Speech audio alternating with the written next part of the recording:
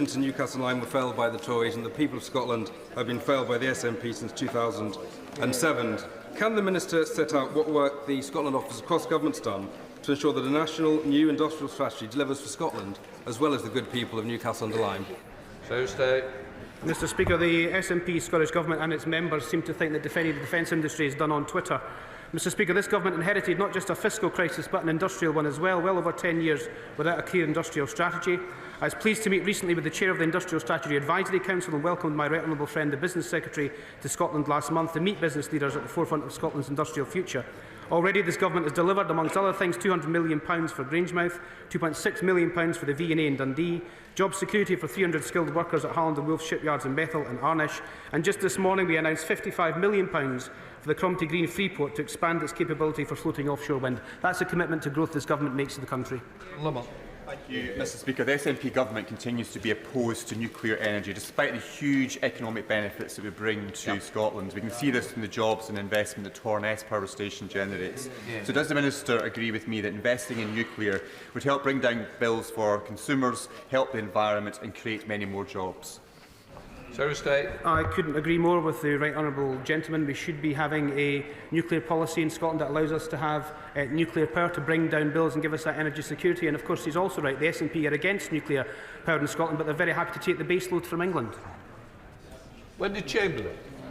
Mr Speaker, the Scotch whisky industry is central to the economic growth of Scotland, and I was very pleased to hear at the dispatch box yesterday that EFRA are not moving forward with their consultation in relation to single malt. But can the Secretary of State explain why we were in this position in the first place? What consultation was had between EFRA and the Scotland Office before this consultation was opened? I agree to the honourable lady in terms of the commitment that was given by the Chief Secretary of the Treasury at this dispatch box yesterday, and I just reiterate that the only watering down of whisky in Scotland will be the little bit of water that some put in it to taste it. Mr Speaker, the Secretary of State will be well aware of the manifold range of family businesses, family-owned businesses in Scotland, many of whom are very large, trading multi-million-pound balance sheets every single year. The Chancellor's move to change the rules around business property relief threaten, at best, these businesses potentially getting sold off to PLCs and, at worst, them getting liquidated to pay for their liabilities to HMRC. What assessment has the Scotland Office done on the potentially catastrophic implications for Scottish enterprise of the BPR changes in train from the Treasury? Mr Speaker, it seems to be that SNP members, when they came back to this chamber back in July, have decided to defend the Conservative government's economic record.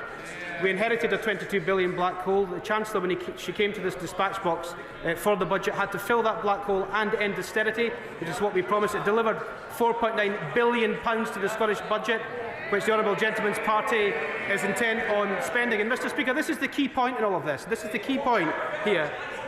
The SNP members in this House have objected to every single measure in that budget, but they're very happy to spend the money.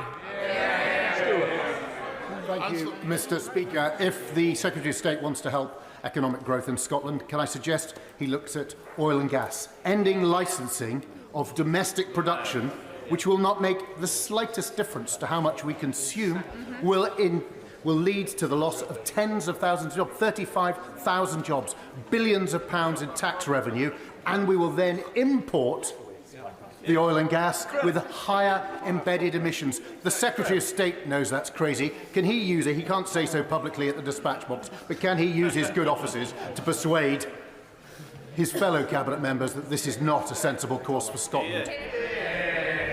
Mr Speaker, this government backs the oil and gas industry in Scotland. We've consistently said that oil and gas will be with us for decades to come, but that sits across our side. Our national mission to get to clean power by 2030. It's a mission that we should all be backing, not just for the jobs of the future, but to bring down people's bills as well. Right, Under Secretary of State Underby. Thank you very much, Mr Speaker. And can I add my congratulations to that of many others on the birth of the Secretary of State's child just recently. Mr Speaker, I read with some interest that the leader of the Scottish Labour Party is considering publishing a league table to rank the performance of his Scottish Labour MPs. I won't ask the Secretary of State to answer where he thinks he might sit on that table, but I do want to ask about jobs and the economy, specifically in relation to the energy industry. As a direct result of of the eco-zealotry emanating from the Secretary of State for Energy Security and Net Zero, the increase in the Energy Profits Levy, the ban on new licences and the refusal to even defend the issuing of licences to Rosebank and Jackdaw, there will be a reduction in the total economic value of the oil and gas sector of £13 billion over the next 4 years, with 35,000 direct jobs at risk. Can the Secretary of State tell the House, as Scotland's man in the Cabinet, the man on whom we all rely to make Scotland's case and for Scotland's interests, has he made any overtures to his beleaguered colleague at DESNZ, or indeed the Treasury, to stop this madness? Mr Speaker, the Shadow Secretary of State will know that the Government is working very hard after the Finch decision and the decisions around Rosebank in terms of oil and gas, and he asks me to answer the question about where Scottish Labour MPs would rank in that table. Scottish Labour MPs on this side of the House, Mr Speaker, are in the Premier League. He's in the Sunday League. Thank you very much, Mr Speaker, and as my right honourable friend says, there's nothing wrong with the Sunday Leagues. Just as he and Scottish Labour were silent on gender recognition, just as he and Scottish Labour are silent on taxing family businesses and farms out of existence, he and Scottish Labour are silent on the loss of an entire industry and its workforce, which will decimate the north east of Scotland and indeed impact the entire UK economy. So if he and indeed his Scottish Labour colleagues are not standing up for Scotland's interests, for Scottish workers and Scottish industry, can he tell me what just is the point of Scottish Labour? Mr Speaker, this Government is fully committed to economic growth, and as I've said already, the Prime Minister has said and the Chancellor has consistently said oil and gas will be with us for decades to come. We support the industry. We're working through the issues that have been risen by the legal cases that has been referenced by the Shadow Secretary of State, and our Clean Power Mission by 2030 will create jobs, create that economic growth, lower bills and give us that energy security for the future. Liberal Democrat spokesperson Christine Jardine. Thank you very much, Mr Speaker. If economic growth in Scotland is to succeed, our world-class universities, the knowledge, the skills and the jobs that they provide will be absolutely vital. But last week, Edinburgh University announced that they face a £140 million deficit, projected to be the largest in the UK. That's hugely concerning for my constituents, and I'm sure also for the Minister.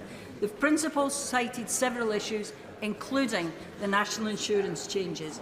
And this morning, visiting universities told Scottish MPs that they also have funding concerns, and they cited the immigration laws in this country as a disincentive.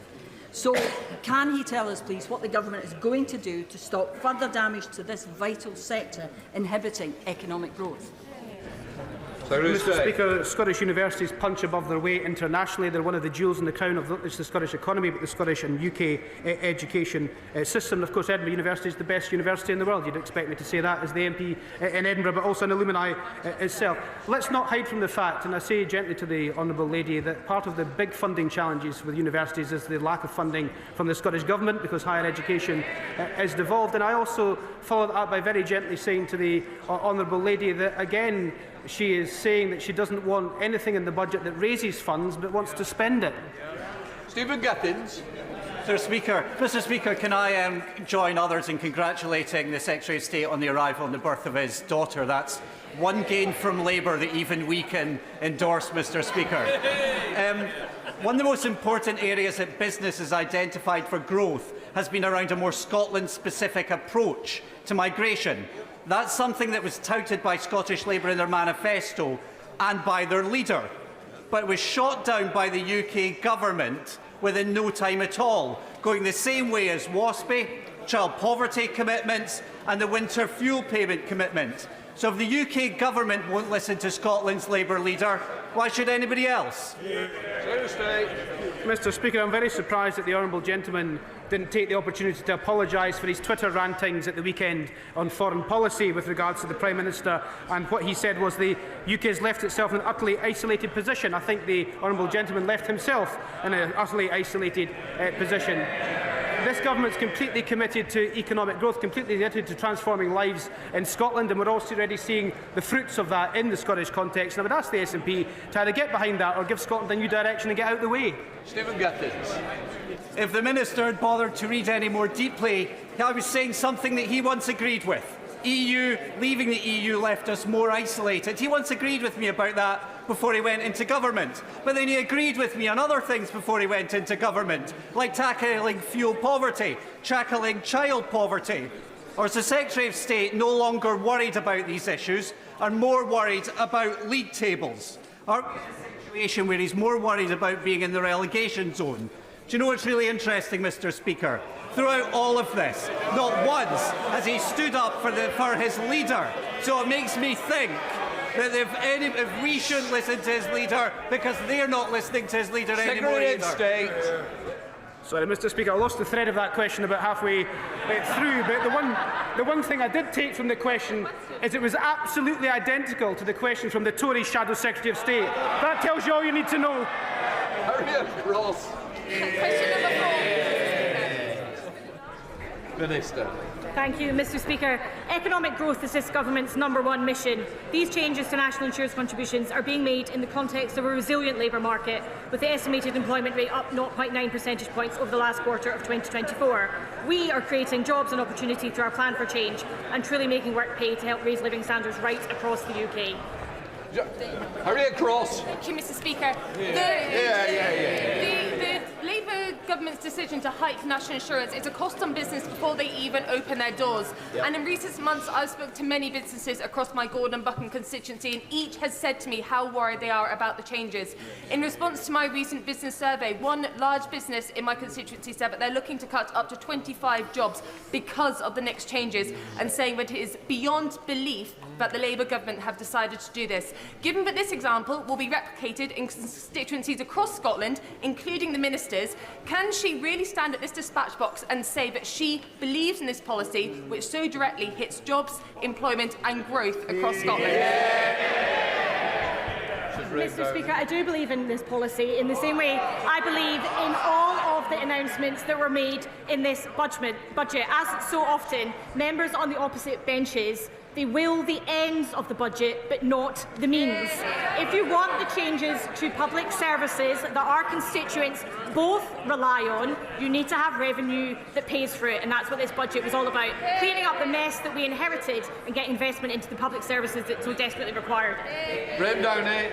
Thank you very much, Mr. Speaker. As we know, one of the best ways to grow employment in Scotland is through apprenticeships. A few weeks ago, this UK Labour government announced changes to apprenticeships in England, which will allow businesses to work more closely with colleges and with other skills providers to make sure there's a job at the end of apprenticeships. While in Scotland, all we see is stagnation in skills policy, reducing opportunities for young people in my constituency and across the country. Will she use all her efforts to make sure we press the Scottish Government to properly reform apprenticeships in Scotland to give young people and others the opportunities that they need and deserve? Mr. Speaker, I certainly will, and I'd like to pay tribute to my honourable friend for all that he does to promote apprentices and skills, and in particular the apprentices in our defence industry who are doing so much to keep Scotland, the UK and indeed the world safe. Andrew Bowies, Shadow Secretary of State. Mr. Speaker, the Secretary of State said that the questions just asked were similar. Well, at 2 attempts, we didn't get an answer to either of the questions, so we might try on farming. Scotland's beef sector is at the heart of Scottish agriculture, with 80% of the country's agricultural land being grazing land, and yet domestic beef production levels are set to reduce by 5%, with a 12% increase in imports expected to meet our forecasted demand. It's clear this government's tax changes couldn't come at a worse time for Scotland's farmers. So will you please, will this Minister please stand up for Scotland's farmers and make the case to stop this madness? Minister. Mr. Speaker, the honourable gentleman is perfectly aware that currently 73% of agricultural property relief claims each year are for less than 1 million. So almost 3/4 of estates claiming the relief are expected to be entirely unaffected. According to the latest data from HMRC, 40% of APR is claimed by just 7% of estates making claims. That means that just 117 estates across the UK were claiming over 200 million of relief in 2021-22. Farmers will be able to pass down their family farm to future generations, just as they always have done. Susan Murray. Question 5, Mr. Speaker. Minister. Thank you, Mr. Speaker. Properly funding public services and restoring economic stability requires difficult decisions on tax, which is why we are asking employers to contribute more. Stabilising the public finances is the only way to create long-term stability in which businesses can thrive. The Government does recognise the need to protect the smallest businesses, which is why we have more than doubled the employment allowance to £10,500, meaning more than half of small businesses will either gain or be unaffected. Sit down. Susan Murray. Yeah. Thank you, Mr. Speaker.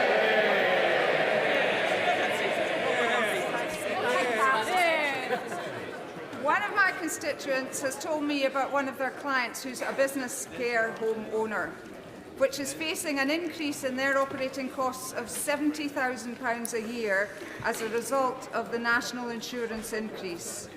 Most of their caring staff, work on a part-time basis, which suits their family circumstances. However, for each part-time member of staff, the business must pay an additional £615 per year as a result of the change to the national insurance contribution thresholds in the government's October budget. In Hertfordshire and across the UK, there's a growing demand for social care. So, what is the government going to do to help businesses in the care sector who've been hit by these increased staffing costs at a time when there are significant rises? Thank you, Mr. Speaker. And I'm sure the honourable member from Mid and Hertfordshire and members on all sides of this House will join me in paying tribute to Scotland's social care workers for the incredible contribution that they make. Social care is, of course, a devolved issue. The Scottish Government has now received the largest budget settlement in the whole history of devolution, in addition to support for additional employer national insurance costs. They can choose to, and indeed I very much hope they do, deliver additional support for social care. You stand back. Speaker, the impact of NIC changes in the budget is £5.2 billion more for Scotland. Record funding to invest in our NHS, protect the successes of devolution and fix our local services. But the Scottish Government have squandered the latter opportunity by continuing to underfund our councils, leaving Falkirk Council with a £28 million hole to plug after 8 years of SNP control. Does the Minister agree with me that the £5.2 billion secured for Scotland by these benches could have been used to fix local government, but instead the SNP have chosen to leave the people of Falkirk to pick up the bill? Thank you, Mr. Speaker. Not only do I agree with my honourable friend that the SNP government is at risk of squandering this historic opportunity for Scotland, I suggest the SNP government might like to ask their members of Parliament opposite why they voted against this historic budget in Scotland's interests. We now come to Prime Minister's question. Samir Khan. Number 1, Mr. Speaker. Prime Minister. Mr. Speaker, tomorrow marks 13 years since 6 young British soldiers were on patrol in Afghanistan when their vehicle was struck by an explosive, tragically killing them all. Sergeant Nigel Coop was 33. Corporal Jake Hartley was 20. Private Anthony Frampton was 20. Private Daniel Wade was 20. Private Daniel Wilford was 21. And Private Christopher Kershaw was just 19, a teenager. Tomorrow also marks the 18th anniversary of the death of Benjamin Reddy, a 22-year-old serving with 42 Commando Royal Marines, killed in Helmand Provost in 2007. These men fought and died for their country, our country. And across the wars in Afghanistan and Iraq, 642 individuals died fighting for Britain alongside our allies. Many more were wounded. We will never forget their bravery and their sacrifice. And I know the whole House will join in me in remembering them and all those who serve our country. Mr. Speaker, this morning I had meetings with ministerial colleagues and others. In addition to my duties in this House, I shall have further such meetings later today. Samir Khan. Thank you. Mr. Speaker, the Prime Minister has rightly made growth his key mission. But can he outline for my constituents in Southampton Test how our Employment Rights Bill will not only deliver improvements for them, but also put more money in their pockets as part of our plan? Well, I thank my honourable friend. She's doing a fantastic job for her constituents. The Employment Rights Bill is the biggest upgrade to workers' rights in a generation. It will benefit more than 10 million workers in every corner of the country. It will tackle low pay, poor conditions and poor job security that hold our country back. It is pro-worker, pro-business and pro-growth. We now come to the Leader of the Opposition, Kemi Badenoch. Thank you, Mr. Speaker. Divisions between Ukraine and the US only serve Vladimir Putin. President Zelensky is right to try and rebuild his relationship with President Trump. He is keeping a cool head under very difficult circumstances, and I was glad to see President Trump receive his letter positively. What is the Prime Minister doing to help rebuild their relationship after a challenging week? Minister. Well, she's absolutely right that we need to do everything we can to ensure that the US, Europe and Ukraine are working together on lasting peace. And I'm doing everything I can to play my part in that, in regular contact with all of the key players at the moment, including talking to President Zelensky yesterday afternoon. Kemi Badenoch. Mr. Speaker, I thank the Prime Minister for that answer. All of us in this House know that the British Armed Forces are a huge source of pride to our country. They put themselves in harm's way to defend our values. As the opposition, we support efforts to resolve this conflict, but we cannot write a blank cheque. If British peacekeeping troops in Ukraine were attacked, whether directly or via proxies, we could be drawn into conflict with Russia. Can the Prime Minister reassure all those who are concerned about the UK being drawn into war? Minister. Yes, that's the last thing anybody wants to see. And the whole point of ensuring that there's a lasting peace and that any deal, if there's a deal, is defended, is to avoid conflict, to ensure that we do have peace. The way to ensure we have peace is to ensure there are guarantees for any deal that is in place, because the surest risk that there would be conflict is if Putin thinks that he can breach any deal that may be arrived at. The Prime Minister is quite right, and we on this side of the House agree with him.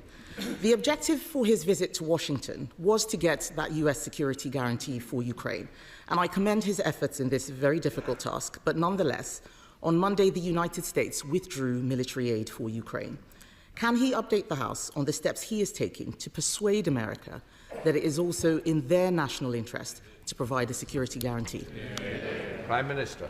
I'm pleased to inform the House that on Thursday of last week we did discuss security guarantees. The President made absolutely clear his commitment to Article 5 of NATO, absolutely clear that he would have our backs because of the relationship between our parties, and agreed that our teams would sit down together to talk through security guarantees.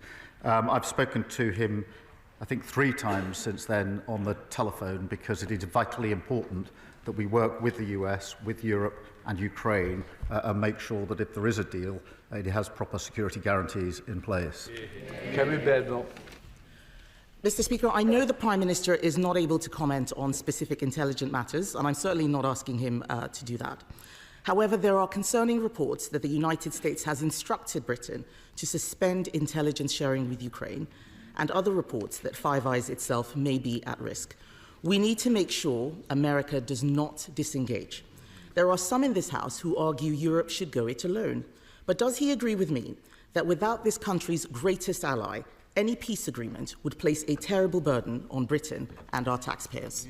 Prime Minister. Well, I do agree with her wholeheartedly, and that's why in the debate we had just 2 days ago, I've always been clear that we need to ensure that the US, the UK, Europe and Ukraine are working together, but we must not choose between the US and Europe. We never have historically, and we're not going to do so now. Kemi Badenoch. Thank you, Mr. Speaker. I thank the Prime Minister for his comments on that. He will know that it is not just the security situation that worries people. They are also concerned about trade wars and the economic impact of tariffs, like those levelled on Canada and Mexico yesterday. The best way to avoid America putting tariffs on Britain is to reach agreement on a US trade deal. Following the Prime Minister's trip to Washington, have talks on a UK-US trade deal begun? Prime Minister. Well, I was pleased in the meeting I had last week that we did discuss an economic deal and agreed that our teams would indeed sit down rapidly to talk through an economic deal, and that is what they're doing, because, as she rightly says, that is far better than getting drawn into conflict in relation to tariffs. Kemi Badenoch. Thank you, Mr. Speaker. I'm glad the Prime Minister has confirmed that those talks have started. People across our country are worried. They're worried about national security. They're worried about whether we can equip our military fast enough. They are worried about whether we will deploy troops in Ukraine and whether we will be able to keep the peace. They are also worried about our economic security. Can we afford all this? The world is changing fast, and we need an entirely new approach to our economy and our energy security. The budget last year halted growth with higher taxes and higher borrowing. Yesterday, farmers were protesting in Whitehall again. People are hurting. Will he now change course so we can have the economic security we know we need for our national security? Prime Minister. We were doing so well.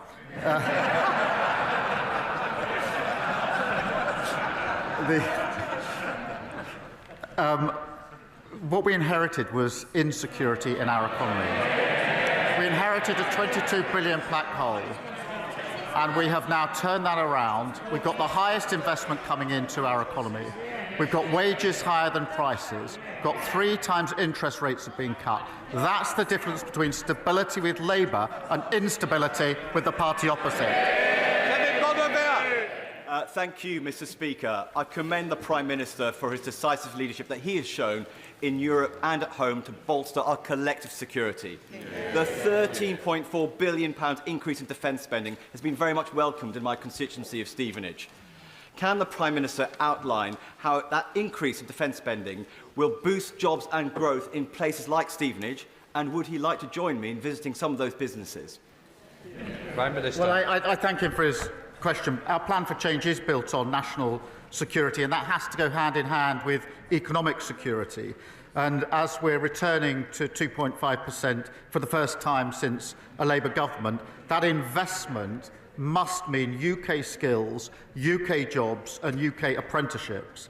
And I was very pleased that on Monday we were able to announce a new hub, a new spending targets to help 12,000 SMEs access the supply chain, which will boost economic growth, and that'll be really important in so many constituencies. And of course I'll consider his invitation. Leader of the Liberal Democrats, Sir Ed Davey. Thank you, Mr. Speaker.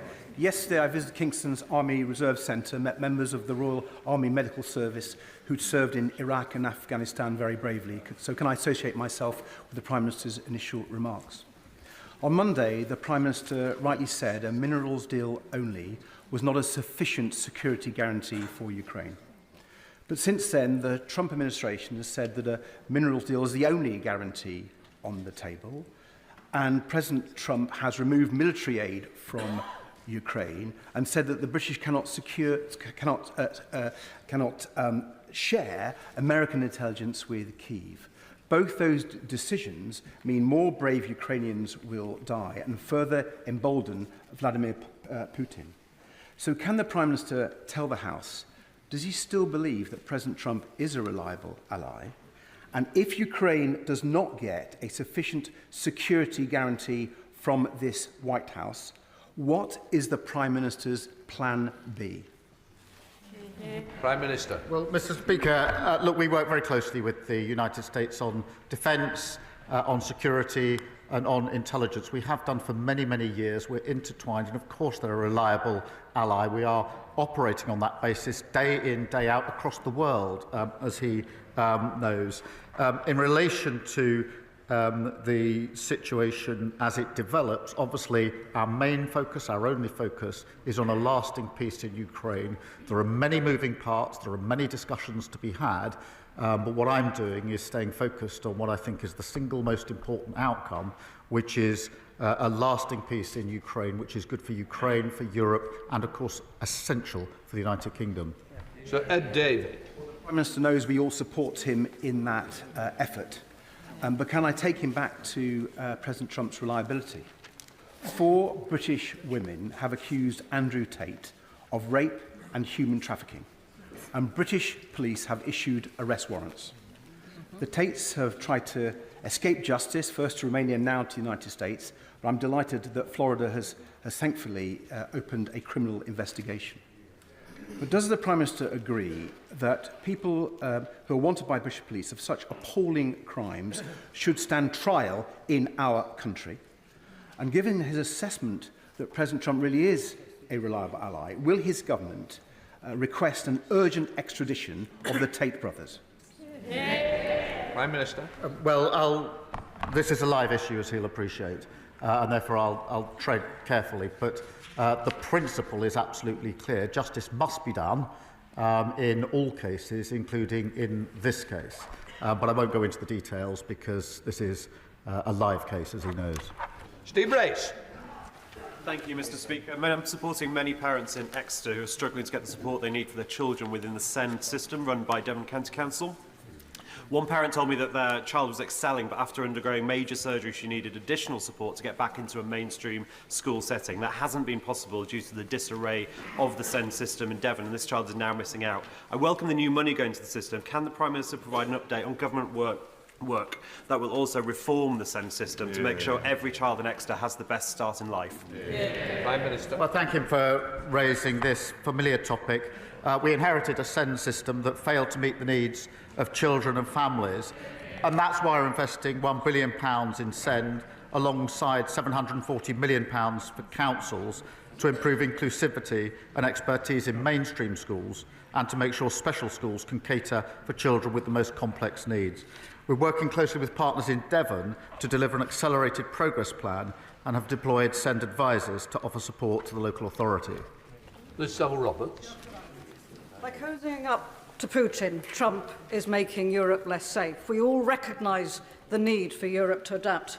Germany is changing its fiscal rules to boost investment in defence and infrastructure, creating a €500 billion fund to strengthen its future.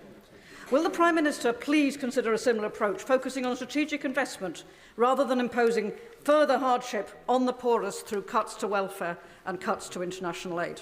Well, Mr. Speaker, as she knows, I think it's very important if we're to increase defence spending, which we are, to have that fully costed, fully funded, and to put that plan before the House, which is what I did last week. But she talks about fiscal rules, she talks about funding. I have to say, it was highly regrettable that Plaid voted against £1.6 billion to fund public services in Wales. She needs to explain how that helps her constituents and the people of Wales. Thank you, Mr. Speaker. This year marks 40 years since the Swan Report exposed systemic racism and discrimination in the education system.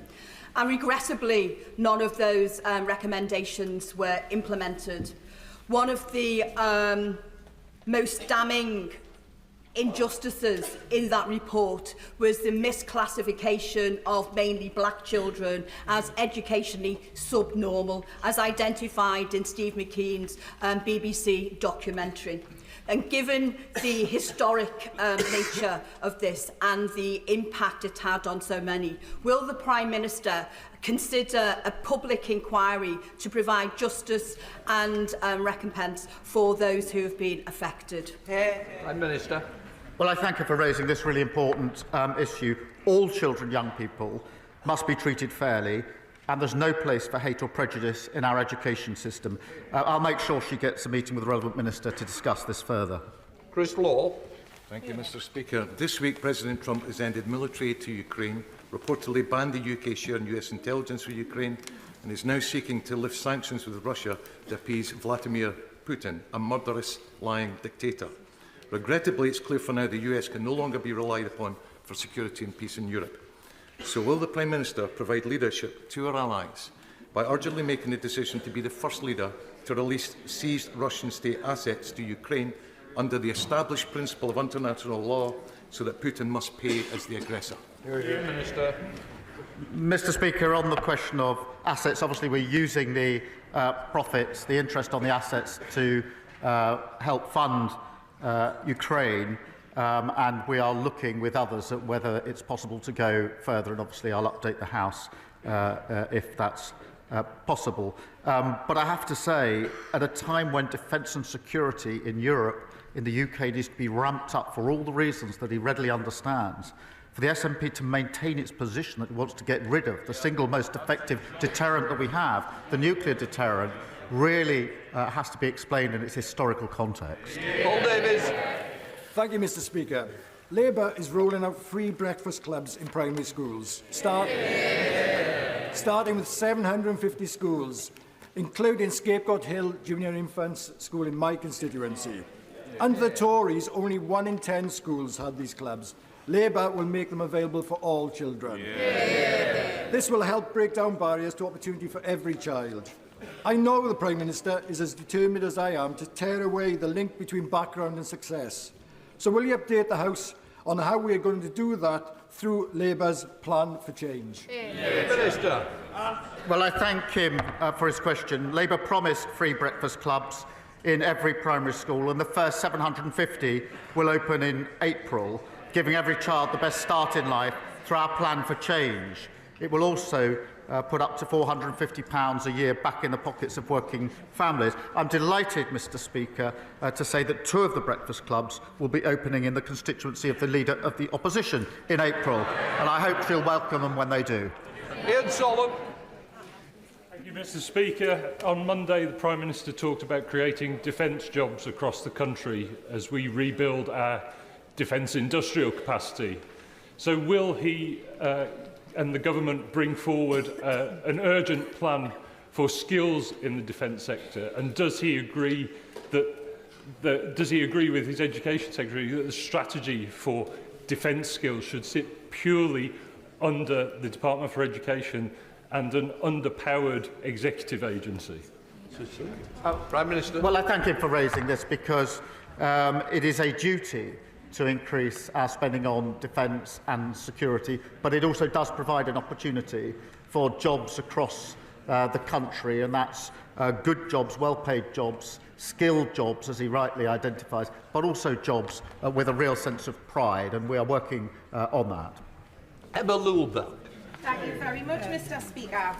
My lovely granddad, John Henry Richardson, passed away in 1998 from work-related asbestos exposure. Today in South Shields, we have one of the highest death rates from this silent killer in the United Kingdom. Will the Prime Minister please look at introducing a national digital register so we know where this asbestos is and commit to a phased removal of it from public buildings? Prime Minister. Well, I'm sure I speak for the whole House when I say I'm very sorry to hear what happened to her grandfather. These are just awful cases, and the deaths are terrible. I've no doubt he was a wonderful man. He would have been, no doubt, very proud to have seen her in her place today. And I'll make sure that she gets a meeting with the relevant minister. Sir Oliver Dundon. Thank you, Mr Speaker.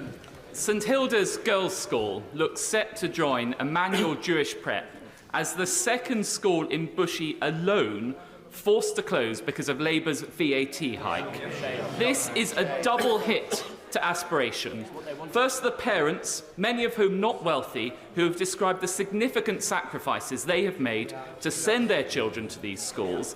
And secondly, to the excellent local state schools, including the one that I attended, which simply do not have the places, meaning this policy won't even save money. So may I therefore urge the Prime Minister, even at this late stage, to look again at the failures in this policy. Prime Minister.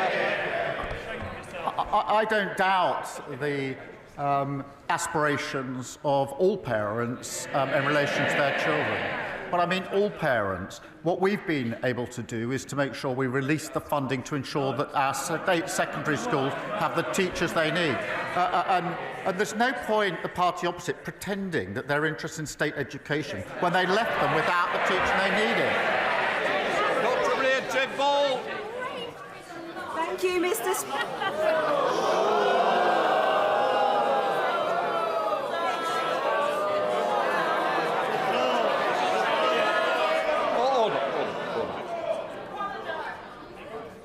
There is no punchline. I presume something was said that shouldn't have been said. I'm sure the member would like to withdraw what was said, if they've anything about them. Withdrawn. There we are. Let's carry on. Dr. Maria Timbon. Thank you, Mr Speaker. 48 children that we know of have been killed by known domestically abusive parents during court-permitted contact visits, including Paul and Jack Seitz, who were tragically murdered at the hands of their father in a house fire. Their mother, my constituent Claire Throssell, has campaigned against the presumption of contact, which allows such abusers to have unsupervised contact with their children.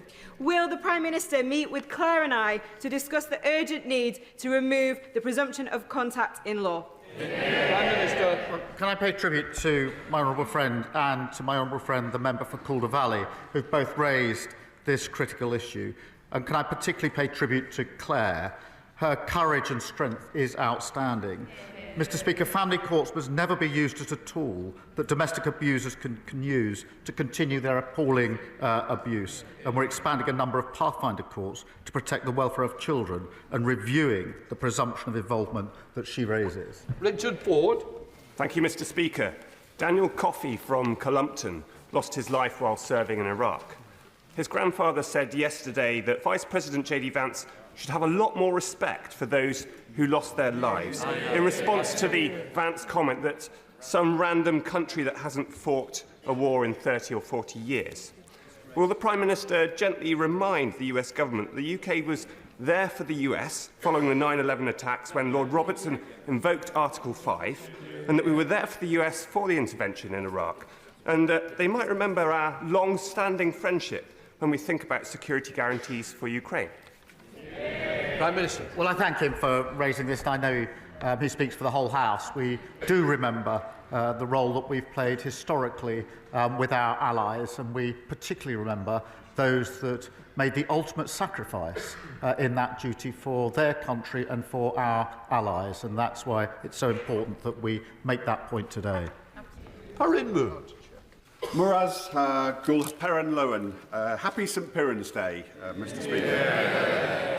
To the hundreds of thousands of people in Cornwall and around the world who are today celebrating St Piran's Day, will the Prime Minister confirm our government's commitment to national minority status for Cornwall, and will he join me in wishing Cornish folk the world over a very happy St Piran's Day? Prime Minister. Well, yes, let me wish him, his constituents and everyone in Cornwall a very happy St Piran's Day. We do recognise Cornish national minority status, not just the language, the history and the culture of Cornwall, but its bright future. And I know that he and Cornish colleagues will continue to be powerful voices for Cornwall. Sir David Davis. Four weeks ago, the Northern Ireland coroner accused British soldiers of unlawful killing after they engaged with IRA would-be murderers. After careful reading, as far as I can see, this judgment was based on no evidence whatsoever. Over 100 Special Forces soldiers have been summoned before these inquiries. Not one IRA leader has been summoned in the same way. Soldiers that serve our country with honour, heroism and skill are being punished in their declining years for doing nothing but carrying out their patriotic duty in the face of enormous risks.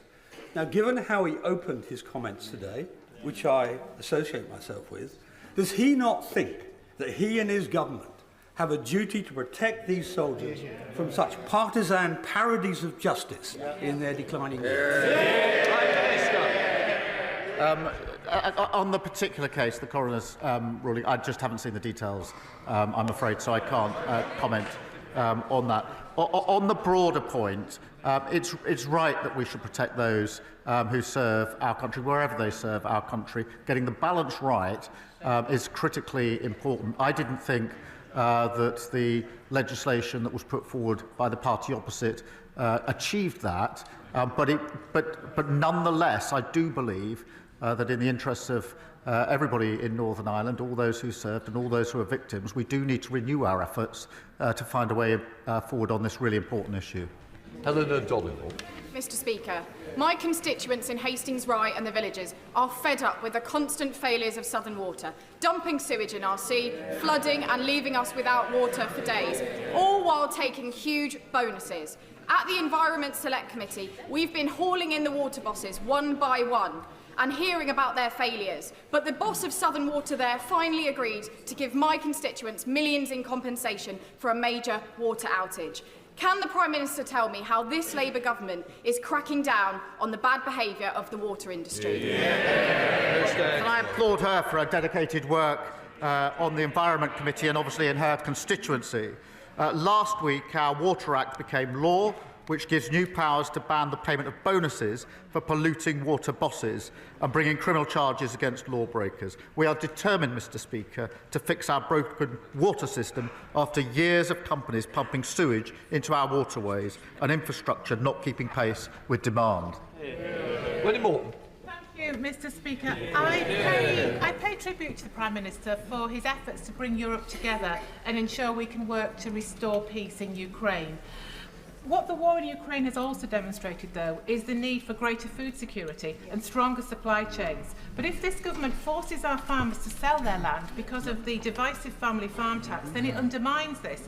So ahead of the spring statement, I'd like to ask the Prime Minister, will he think this policy through again and seek to end it? Because national security needs food security, it needs farming and it needs farmers. Prime Minister. Mr. Speaker, we put a record amount in the budget into farming, £5 billion. We've set out a roadmap for farming, which has been welcomed across by the NFU. And as she knows, the vast majority of farms will not be affected by the provisions that we're putting in place. Lead picture. Thank you, Mr. Speaker. For months, my constituents in Doncaster East and Isle of Axholme have been telling me how fed up they are with not being able to get an appointment because of the 8 a.m. scramble. The last thing they need when they're ill is to have to pick up that phone and wait and fight again to be first. It's great news that the government's new GP contract will start to resolve this. But can the Prime Minister reassure my residents who can't use technology that they will still be able to book an appointment? Prime Minister. Well, I thank him for this. Last week, for the first time in 4 years, the BMA agreed the GP contract with the government worth an extra £889 million. Patients will be able to request appointments online from October, but I can absolutely reassure my honourable friend and others that this will free up the phones for those who need them most and help end the 8 a.m. scramble. Rosie Duffy. Thank you, Mr. Speaker. Under his Labour government, does the Prime Minister believe the UK's estimated 3 million millionaires should contribute more to our vital national security? Or is it just the world's poorest, by no longer benefiting from our international aid programmes, or the shameful almost 6 million children living in poverty in this country who should be paying for it? What happened to the wealth tax, Prime Minister? Prime Minister.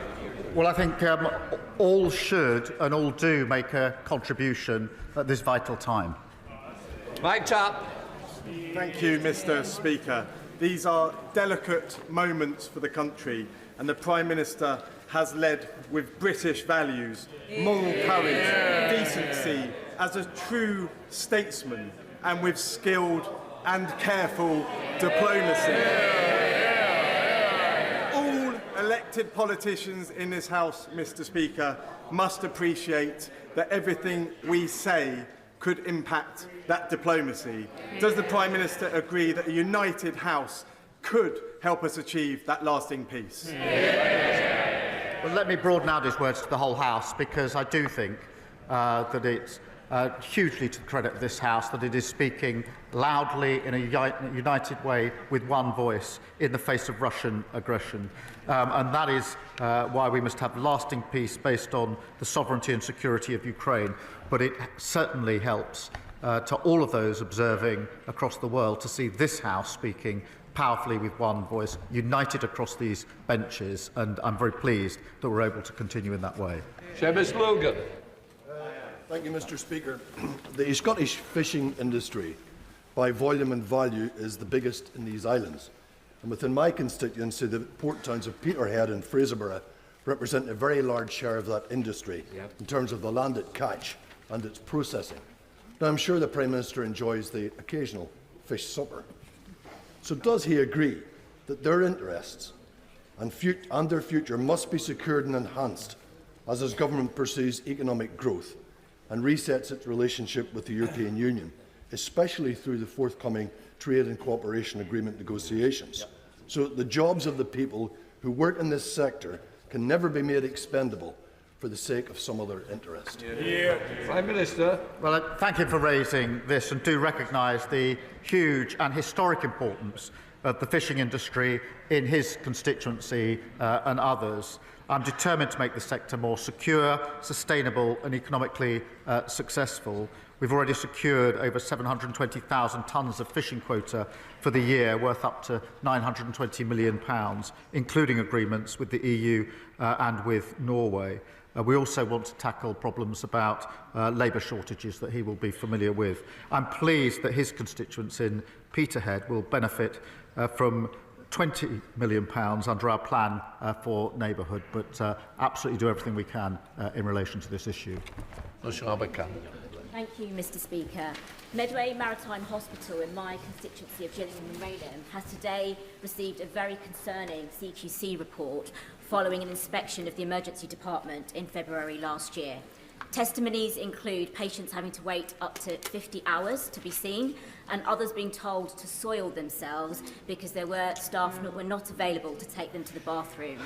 Will the Prime Minister please outline what this government will urgently do to tackle the crisis in our NHS after 14 years of absolute Tory mismanagement? Prime Minister. Well, thank her for raising this case. Her constituents deserve the highest standard of care. The party opposite left the NHS in an absolutely dire state.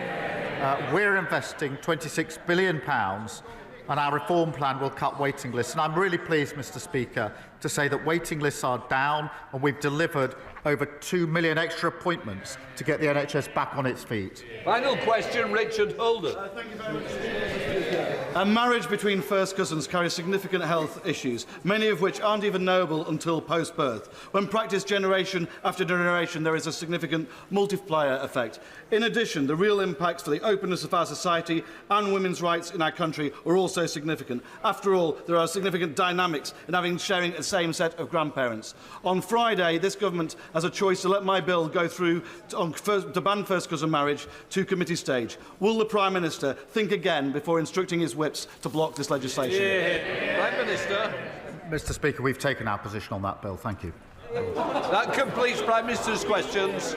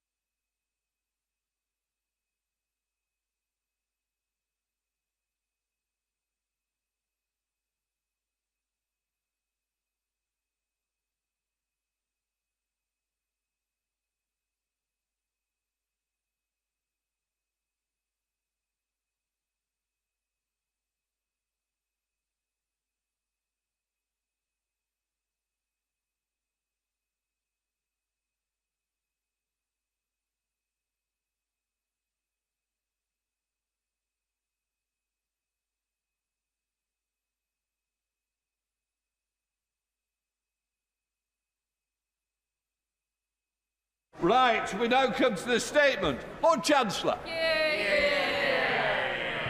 Thank you very much, Mr. Speaker. With permission, I will make a statement on capacity in the Crown Court. When this government took office 8 months ago, we received an inheritance from those opposite that was little short of disgraceful. Our prisons were in crisis, on the edge of collapse, and our courts faced a record and rising backlog. While the crisis in our prisons was more obvious and visible, the harm caused by the backlog in our courts cannot be overestimated. Today, the backlog stands at over 73,000 cases. Just 5 years earlier, it had been half of that figure.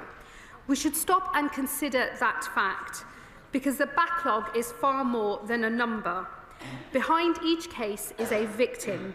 Many have waited years for justice, and some will now not have their cases heard until 2028. With delays this long, it is little wonder that more victims are dropping out. And tragically, this is true of victims of the most heinous crimes. Just 5 years ago, around 3% of adult rape victims whose cases were due to go to trial dropped out before their case was heard. Today, that figure has more than doubled. Mr. Speaker, an old adage has sadly come true in this country.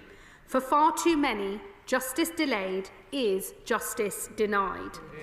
Unlike our predecessors who allowed this backlog to rise and rise, this government will bear down on it.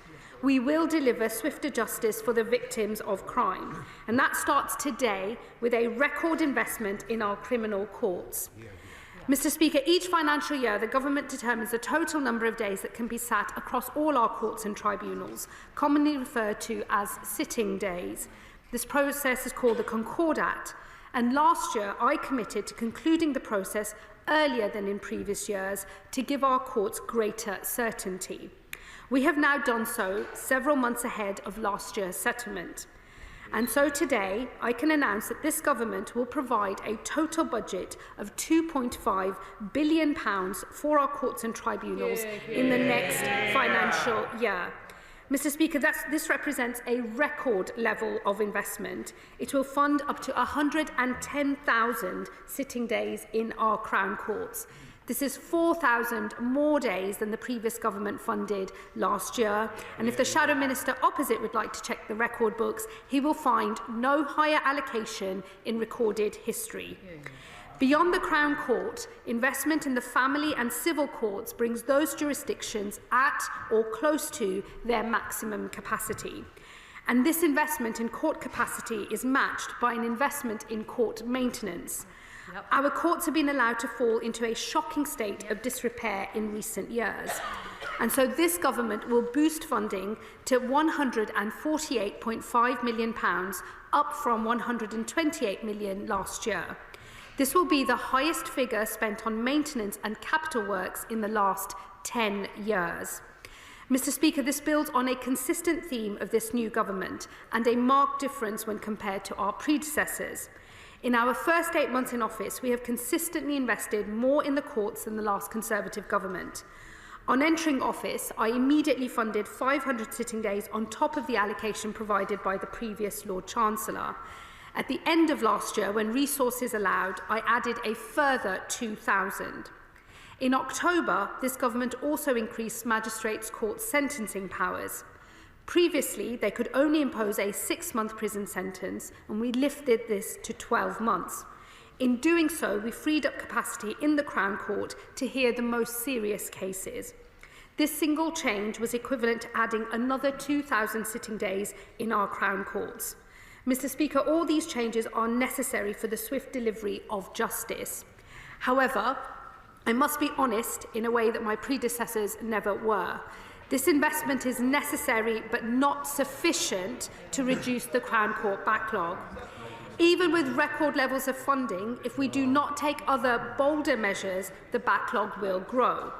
With a growing number of cases entering our courts and with cases of increasing complexity being heard in front of our judges, we cannot simply do more of the same. We must do things differently. So in December, I appointed Sir Brian Leveson, one of our most distinguished judges, to conduct a wholesale review of our criminal courts. The review will propose long-term reform, as well as reviewing the efficiency and timeliness of court processes from charge all the way to case completion. But crucially, I've also asked him to address something that too many others have avoided, the question of structural reform. Today, 10% of criminal cases are heard in a Crown Court, where a judge presides and a jury decides. Mr. Speaker, jury trials are a pillar of our justice system for the most serious offences, and that will never change. However, we must ask ourselves whether there are cases that we are hearing today that could be handled equally well elsewhere. There are already some cases that can be heard in either a Crown or a Magistrates' Court. We call these trialable either-way cases. Today, they represent 40% of the court's backlog. But while a conviction, whether determined by a jury or a magistrate, is the same, regardless of the type of courtroom, the demand that they place on our justice system is very different indeed. An either-way case is resolved by magistrates 5 times faster than before a judge and jury. Justice must be done. Criminals must always face consequences. On that, I know this House will agree. But we must be willing to ask whether a judge and jury should be occupied at great length and expense on crimes that could be dealt with more swiftly elsewhere. For that reason, I've asked Sir Brian to consider the case for reclassifying some less serious offences, whether magistrate sentencing powers are sufficient, and the case for a new court to sit between the magistrates and the Crown. Sir Brian's recommendations will come later this spring. His goal and mine are one, to bear down on the backlog and deliver swifter justice for victims. The consequences of failing to do so are all too clear. The backlog in the criminal courts will rise. Cases will be listed even further into the future. More victims of crime will decide the wait is too painful with justice so distant, and as a result, dangerous criminals will walk free. So today we have announced a record investment in our courts. 110,000 sitting days funded, 4,000 more than the previous administration. For many victims, their case will be heard sooner. But if we are to deliver swifter justice for all, we must embrace reform too. This government will deliver once-in-a-generation reform of our courts. We will reverse the decline and the delays of the last Conservative government, and I commend this statement to the House. Thank you. I can always help by reopening Chorley Court for you. Right, let us come to this young Lord Chancellor. Well, Mr. Speaker, it's great to see the Justice Secretary back in the country after her holiday in Texas. If she can find time to travel to America, why can't she find time to travel to the 2 Category A prisons that the independent... well, I'd be pleased to hear from the Right Honourable Lady that's the case. That wasn't the answer to our written parliamentary question the other day. But, Mr. Speaker, today, the Central Criminal Court has 13 courtrooms sat empty. In Preston, 40% of courtrooms sit empty. In Winchester, it's 2/3. And as a result of the court backlog, that has grown under the Justice Secretary. We need to be maximising court capacity, taking full advantage of all available days and probing the judiciary for options to create more capacity. I know that. I'd like to believe that the Right Honourable Lady knows that. But how did we get here? Well, we got here because... No. We got here because, just like every other area of this Labour government, it came to office with no plan whatsoever. And it has wasted its first 8 months in office. Upon entering office, the Lady Chief Justice informed the Justice Secretary there were at least 6,500 sitting days available to address the court backlog. The Lord Chancellor responded by adding a measly 500 sitting days. The court backlog kept growing.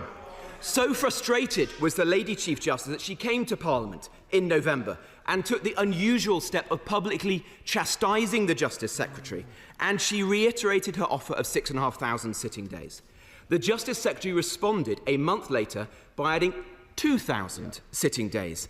The court backlog kept growing. And here we are, again, 8 months on from the Justice Secretary taking office, on the very day the Public Accounts Committee published an excoriating report into her department to promise more sitting days. So, Mr. Speaker, is it third time lucky for the Justice Secretary? No. What we've learned again today is that the Justice Secretary is still turning down available sitting days. And that, astonishingly, she has conceded that the court backlog will keep on rising. This is simply not acceptable. So, of course, I welcome the changes made by the Justice Secretary, but it is not enough. She says that victims will get quicker justice. Well, tell that to the victims of rape who are having their court cases listed for 2028. Order. Please, I need to be able to hear it. When you shout, when the front bench is shouting so long I can't hear, I'll decide whether it's in order or not. Are we understanding each other? Please. Thank you, Mr. Speaker. I don't pretend that cutting the court backlog is easy or that it will be quick. But the Secretary of State owes the country a plan and a timetable for when the backlog is actually going to fall. This morning, she was repeatedly asked, but refused to give an answer. So can she tell the country now? When will the court backlog begin to fall? By what date does her department forecast it falling? And why will she not take up the 2,500 additional sitting days offered time and time again by the Lady Chief Justice? And lastly, turning to the new sentencing guidelines that's been published alongside this statement, which will make a custodial sentence less likely for, and I quote, ethnic minorities, cultural minorities, and faith minority communities. Why is the Justice Secretary enshrining this double standard, this two-tier approach to sentencing? This is an inversion of the rule of law. We on this side of the House believe in equality under the law. Why doesn't she? So state. Mr. Speaker, the Shadow Secretary of State asked the question, how did we get here? I'll tell him how we got here. His administration and the 14 years they had in power and the absolute mess they made of the criminal justice system, a mess that this government is clearing up. I'm sorry to deprive him of what I'm sure he thought was a clever attack line on my recent visit to Texas. I can inform him I have in fact visited Manchester Prison. I did so during the February recess. And please. I did say to the side, I do need to hear, so please. And he should welcome us seeking to learn from a tough law and order state in America where they had the same problems that we inherited from his administration 20 years ago, and where they've embarked on criminal justice reform that has seen levels of reoffending a low level that we could only dream of thus far in this country. So he should seek to learn from other countries, as we are doing. If his government had done so when they were in power, we wouldn't have such a big mess to clear up in the criminal justice system. He refers to courtrooms sitting empty. One of the reasons why so many of those courtrooms have been sitting empty is because his government, one of their last acts on leaving office, was to only fund 106,000 sitting days. I have lifted that amount. Today is a record number of Crown Court sitting days, the highest ever that will be funded by this Labour government. So more of those courtrooms are, of course, going to be put to use. He will also know that in order to run the system efficiently, there will always be some courtrooms not in use so that they can cope with the influxes of demand. That is the normal practice for how we run. But more courtrooms, as a result of this decision today, will be in use than was ever the case under his administration. He asks me what I have been doing and what is the plan. Well, let me tell him, when I first came into office, the first thing I did was increase the number of sitting days by 500. His government left office at 106,000. I increased it immediately. I then made a further allocation and increased again by another 2,000 before Christmas, making progress on dealing with the Crown Court's backlog and picking up the pieces of the mess that his government left behind. He'll know that the changes I made to Magistrates' Court sentencing powers also have freed up capacity in the Crown Courts, and we have increased funding for legal aid, criminal legal aid, by 92 million so that we have the money to underpin the system. That is action. That is an increase in sitting days in year and an unprecedented increase in sitting days for the next year. That's what this Labour government is delivering. And he will also know that even if we were sitting at the maximum judicial capacity, which is right to refer to, the Lady Chief Justice has referenced in Parliament herself, even at maximum judicial capacity, that backlog is still going to rise. And that is because the demand coming into the system is fast outstripping the pace at which cases are being disposed of. And so knowing that, it would be unconscionable if I stood before this House and behaved as if resources alone were going to fix the problem. That is why Sir Brian Leveson is considering once-in-a-generation reform of our Crown Courts. It's the combination of the steps I've already taken, the funding I've now allocated, and the review that will lead to once-in-a-generation reform. That's what a plan looks like to fix the mess his government left behind. It's a plan that they could have done when they were in government. They failed to do so, and now they carp from the sidelines when somebody else is actually getting on with the job. And then let me just say finally, as somebody who's of an ethnic minority background myself, I do not stand for any differential treatment before the law for anyone of any kind, and there will never be a two-tier sentencing approach under my watch or under this Labour government. Chair of the Select Committee, Andy Slaughter. Mr. Speaker, can I congratulate the Lord Chancellor on the figures she's announced and on starting to get to grips with her baleful inheritance, but there's a long way to go. The Lady Chief Justice told the Lords Constitution Committee last week that she was pressing for Crown Courts to sit to capacity.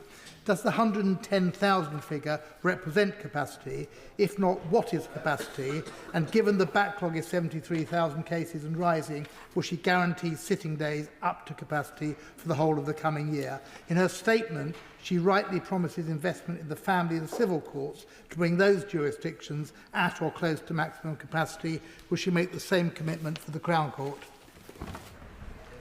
Well, he will know that there is a difference between the system capacity and what is termed maximum judicial capacity. He's right, the Lady Chief Justice has said that the maximum judicial capacity is 113,000 sitting days in the Crown. We are funding 110,000 sitting days in the Crown. That is because I, in my role as Lord Chancellor, have to be mindful of the wider system capacity that can be managed. That is to say, the availability not just of the judges to sit in the Crown Court, but also the lawyers, the prosecutors, the availability of legal aid and the defence barristers that underpin the rest of the system as well. I am confident that the 110,000 sitting days represents the system capacity, and that is what is being delivered.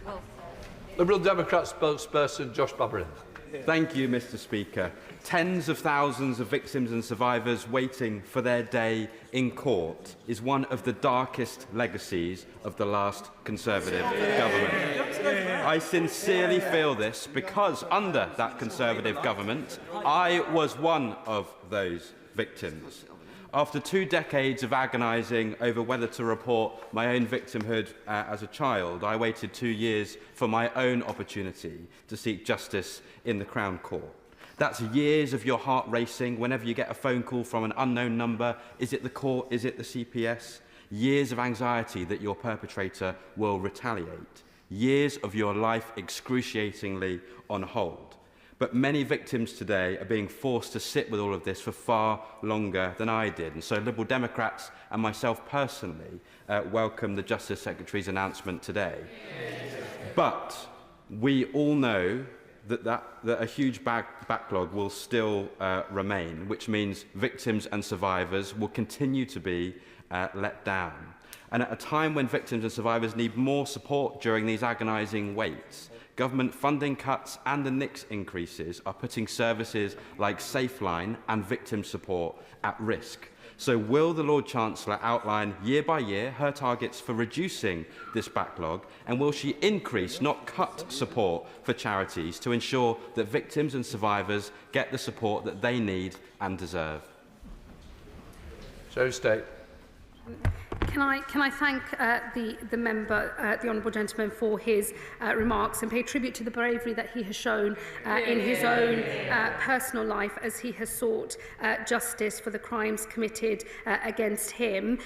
His journey reflects that of many people, too many people across our country. I have my own constituency experience of the people I represent directly whose cases are trapped in the Crown Court backlog, so I hear regularly of the impact that it is having, and I'm very alive to the human cost of that Crown Court's backlog. That is why, at every available opportunity, I have sought to make progress in increasing funding and allocation in year, and also this record settlement for the next year. But of course, I know we need to go further. I know we need to do more. That is why the work of Sir Brian Leveson is so crucial, because we know that without reform, no matter how much you sit to in the Crown Court, that backlog is still going to rise. And I hope that when that review reports, I can count on support for that reform from across this House. All that want to see the Crown Court backlog come down will want to do so, I hope. I would just say to him on victims funding, we have protected limited funding for victims of rape and serious sexual offences, as well as domestic abuse. That funding is ring-fenced, and we will shortly be setting out our victims bill, which will have further measures in it to strengthen the Victims Code. And he asks about targets and timelines, and forgive me, this was also a point raised by the Shadow Justice Secretary. I have committed to once-in-a-generation reform of our Crown Courts. Once the review that Sir Brian Levison is conducting has reported and the government has made decisions on the recommendations it will take forward and has got ready legislation, we will be able to set out the impact of future legislation in terms of bringing down that Crown Courts backlog. Thank you, Mr. Speaker. Mr. Speaker, I'm absolutely flabbergasted with some of the things that the Shadow Minister has said today. And I can assure him that this backlog has not just materialised over the last 8 months. I can say that. I can say that as a Crown prosecutor that worked throughout the last 14 years under this last government, where we saw the waiting lists go up and up and up, despite the best efforts of the hard-working staff throughout the criminal justice service. So can the Lord Chancellor today confirm that the measures that she has announced today will finally allow victims, including those in my constituency of Amber Valley, to have some confidence that there's finally a government that is going to tackle this issue? Thank my honourable friend for her question. Flabbergasted is one way of describing it. It's probably the only one that would be found in order for Mr. Speaker, so I shall refrain from using other language. She is a former prosecutor herself. She knows of what she speaks, and I pay tribute to the work that she did in her previous profession. I think the message should go out loud and clear to her constituents and people up and down this country. This government is acting to deal with the Crown Courts backlog. We have a plan, we've increased funding, and we're considering the reform that is needed that's been ducked by too many others to get this system sorted out once and for all. Sir Julian Smith. I refer the House to my register of voluntary interests. I welcome the statement. Would she agree that one way of getting cash into the criminal system is to reduce the cost of the civil system? And could I urge her to continue to look at methods of alternative dispute resolution, and particularly mediation within the civil system? I thank him for his comments. He's absolutely right. All mechanisms at our disposal to reduce the cost of people going to court should be on the table. We've already been acting to try and amplify the availability of mediation and other ways in which issues can be resolved. Going to court is always very expensive, sometimes for the individuals involved, often for the taxpayer, and it's important that we keep bearing down on those costs. Rinda Juss. First of all, please thank the Lord Chancellor for her honesty in laying out clearly the difficult situation that we have inherited from the party opposite. And I welcome the measures that she has proposed, the record investment in the justice system, and the measures taken to reduce the number of cases that will be going into the Crown Court. And it has got worse because of the party opposite. Mr. Speaker, does my right honourable friend agree that in addition to the measures that she has already proposed, that we should continue focusing on reducing crime in the first place, such as pursuing our policies of tackling youth crime, knife crime, and tackling violence against women and girls? Well, my honourable friend is right that in order to deal with all of the problems within the criminal justice system, whether that's in policing, with prosecutors, with the situation in the Crown Courts, we need a system-wide approach, and that does mean taking action on the sorts of crimes that affect neighbourhoods up and down the country. That's why the Home Secretary's recent Crime and Policing Bill will be such a landmark piece of legislation. We all have to play our part because the criminal justice system has been left in a truly terrible state by the previous administration, and this government is getting on with the job of sorting it out. Sir Christopher Cho. This announcement is small beer, isn't it? The £92 million extra offered for criminal legal aid is exceeded 20-fold by the subsidies given to offshore wind, which is £1.9 billion last year alone. Why is it that the government has such perverse priorities? And when are we going to put the criminal justice system above the interests of offshore wind operators?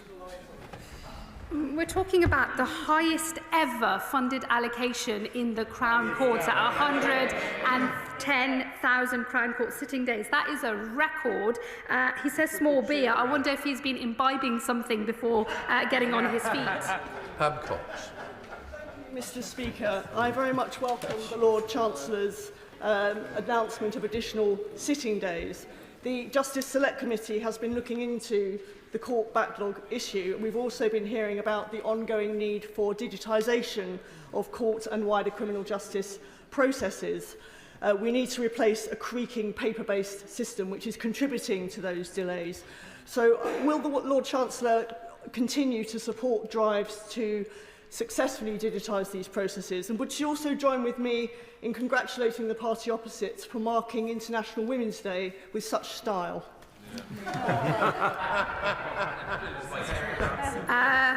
She's absolutely right on the point on digitisation and efficiency. I've already funded, after the first phase of the spending review ongoing work to improve digitisation within all of our courts processes. She's right, we absolutely need to move away from such paper-based and paper-heavy systems that we have at the moment. Part 2 of Brian Levison's work, which will report in autumn, will be looking at cross-system efficiency as well. She's absolutely right. We do need to increase productivity and efficiency because that is the final piece of the puzzle if we're going to sort out the backlog. Okay. Gideon Amos. Thank you, Mr. Speaker. Can I welcome the extra sitting days? And I also welcome the announcements about reform, but I hope the right to trial by jury, the ancient right that we have in this country, will remain. But can I ask the Lord Chancellor particularly to look at Somerset's Crown Court in Taunton? It was closed in 2023, after work began in 2022, when items were falling on the heads of the court from the ceiling.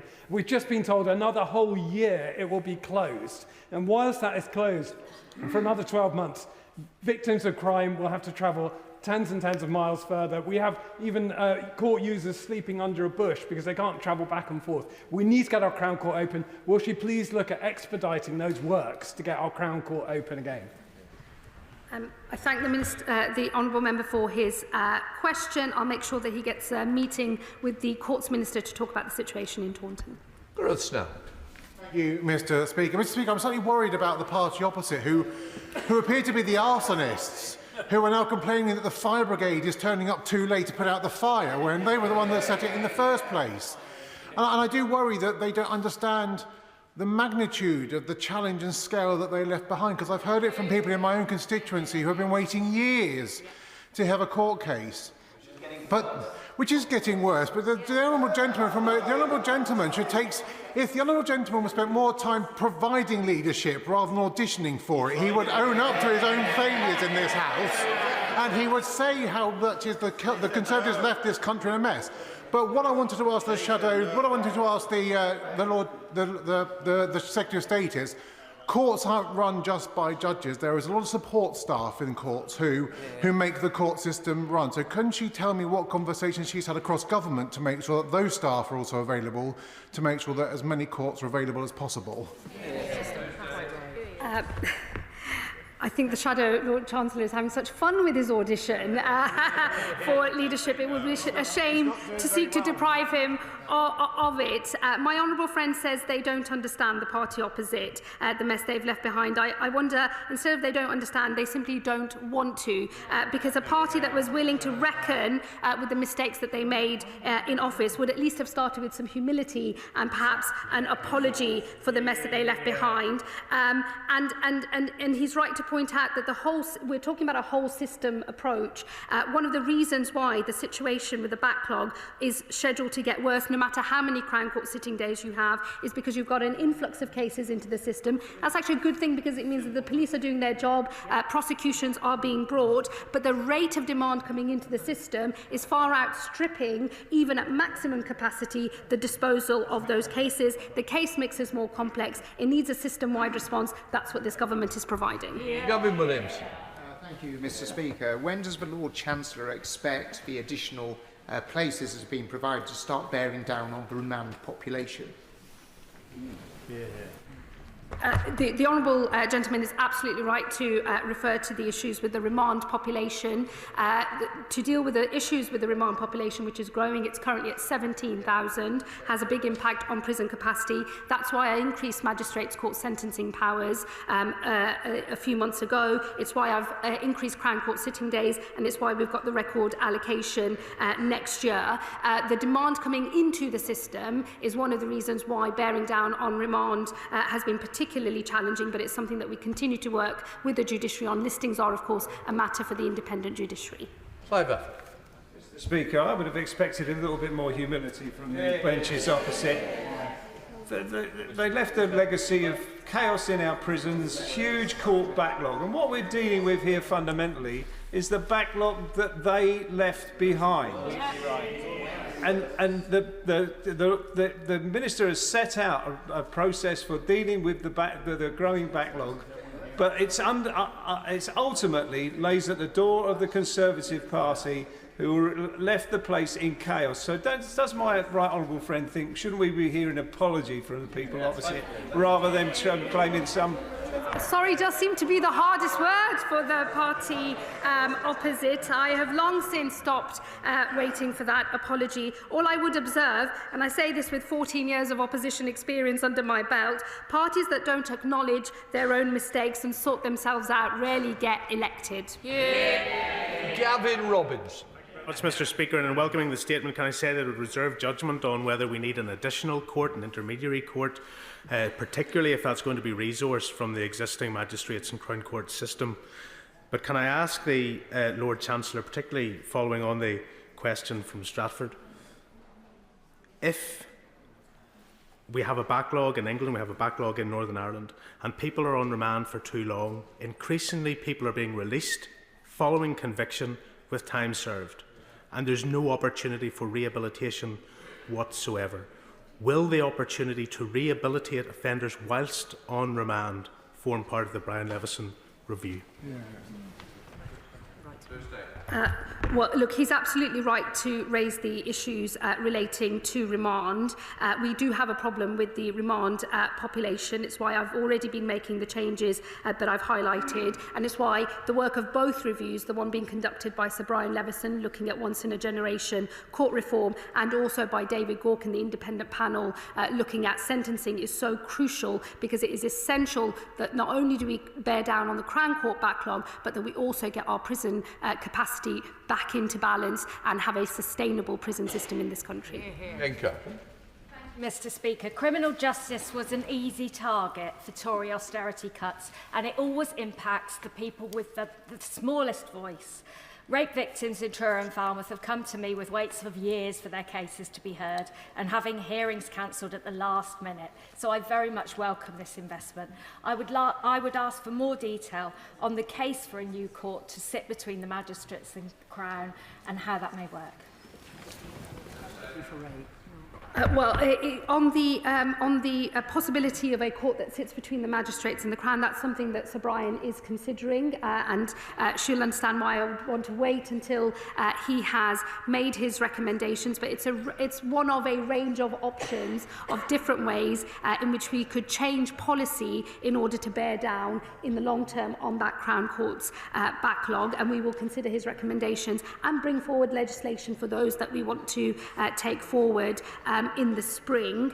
And let me just say, look, I absolutely hear what she's saying about the terrible experience of victims who have their cases cancelled on the day, and the impact on rape victims in particular. It's one of the reasons why we've already gone ahead and fulfilled our manifesto commitment of having independent legal advisors for victims of rape, so that their specific rights in law are always protected. Sir Ashley Fox. Thank you, Mr. Speaker.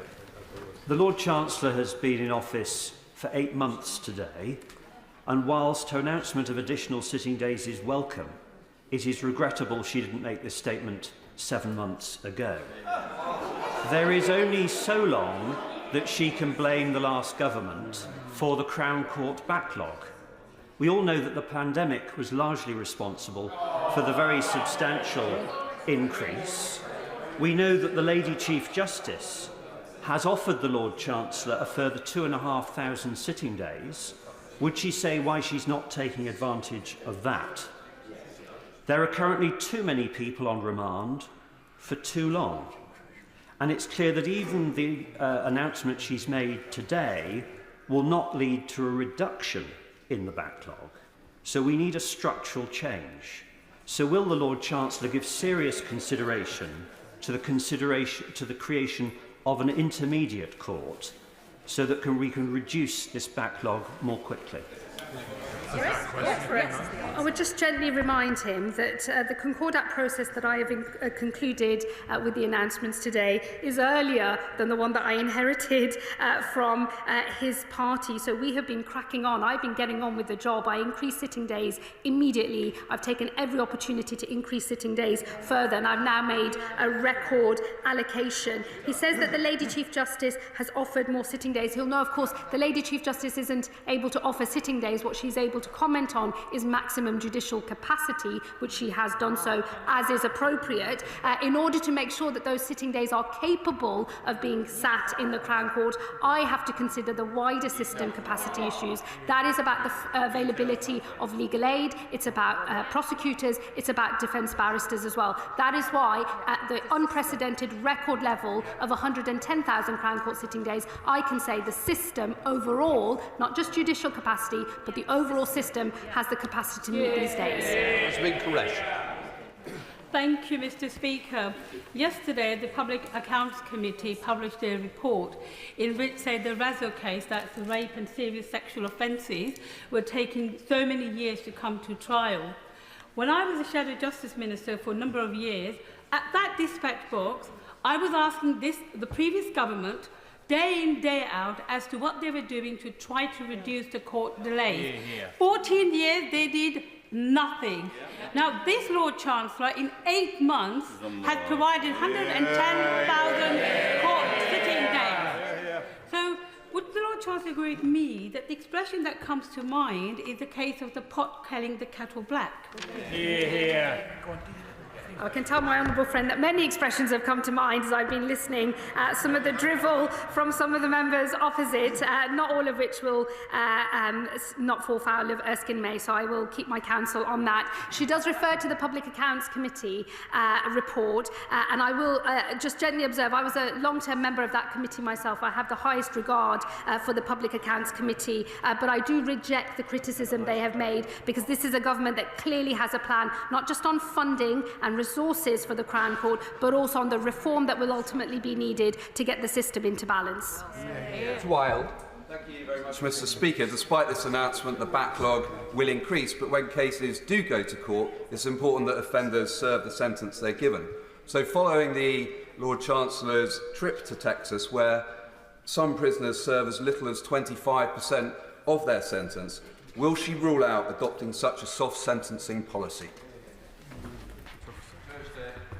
Well, what I would say to him is that the experience of the Texans, who had similar problems to what we face today, but they had theirs 20 years or so ago, is that the system of good behaviour credits, which incentivises offenders to engage in rehabilitation activity, to get help for their drug addictions or their alcohol problems, mental health issues and so on, if they engage with that and get their good behaviour credits, that is how they earn their way to an earlier parole hearing. It isn't...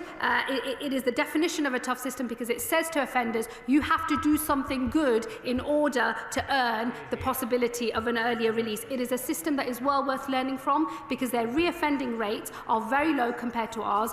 One of the prisons I visited in Texas has a reoffending rate of 17%. I would dream of that number for us here in this country, because every time we bear down on reoffending, that is cutting crime, and it's a strategy for making sure we have fewer victims in the future. I would hope that whatever proposals proposals we bring forward, if they lead to a reduction in reoffending, those are proposals that he would back. Paul Wall.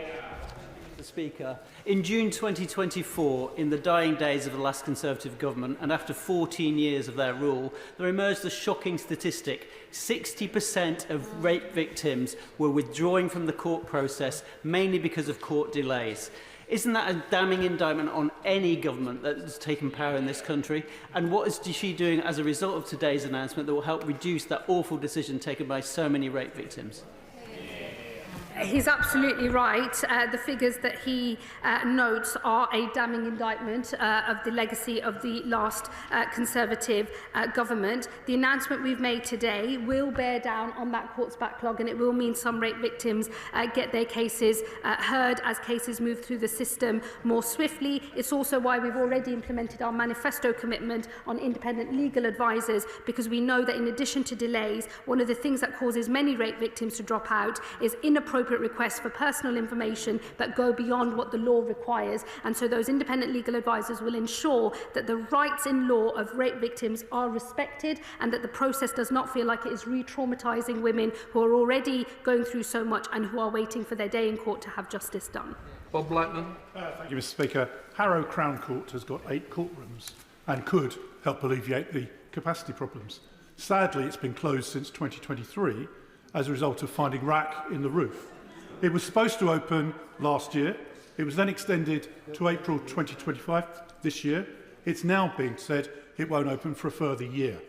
So could the Justice Secretary then have a look at, with this improved funding, see if we can speed up the process of bringing back that court back into action and help the people who are now having to go to Willesden, Amersham, Southwark and all over London for their cases to be heard so they can get justice at a local level?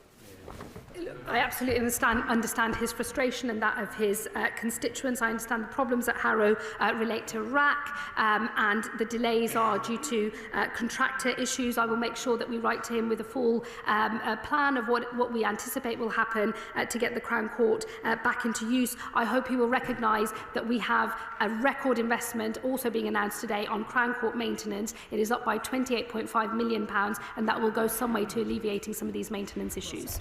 Sean Davis. Thank you, Mr. Speaker. Under the last Conservative government, we saw reductions in Crown Court judges in Shropshire and Telford.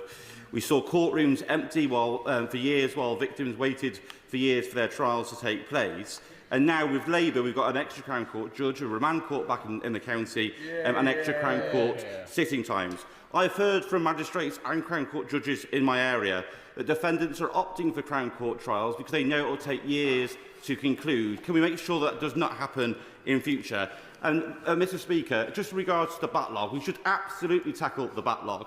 But can the Lord Chancellor give an assurance that we will not, unlike the last government, tell police officers to stop arresting people and put them before the courts? I can absolutely give him that reassurance.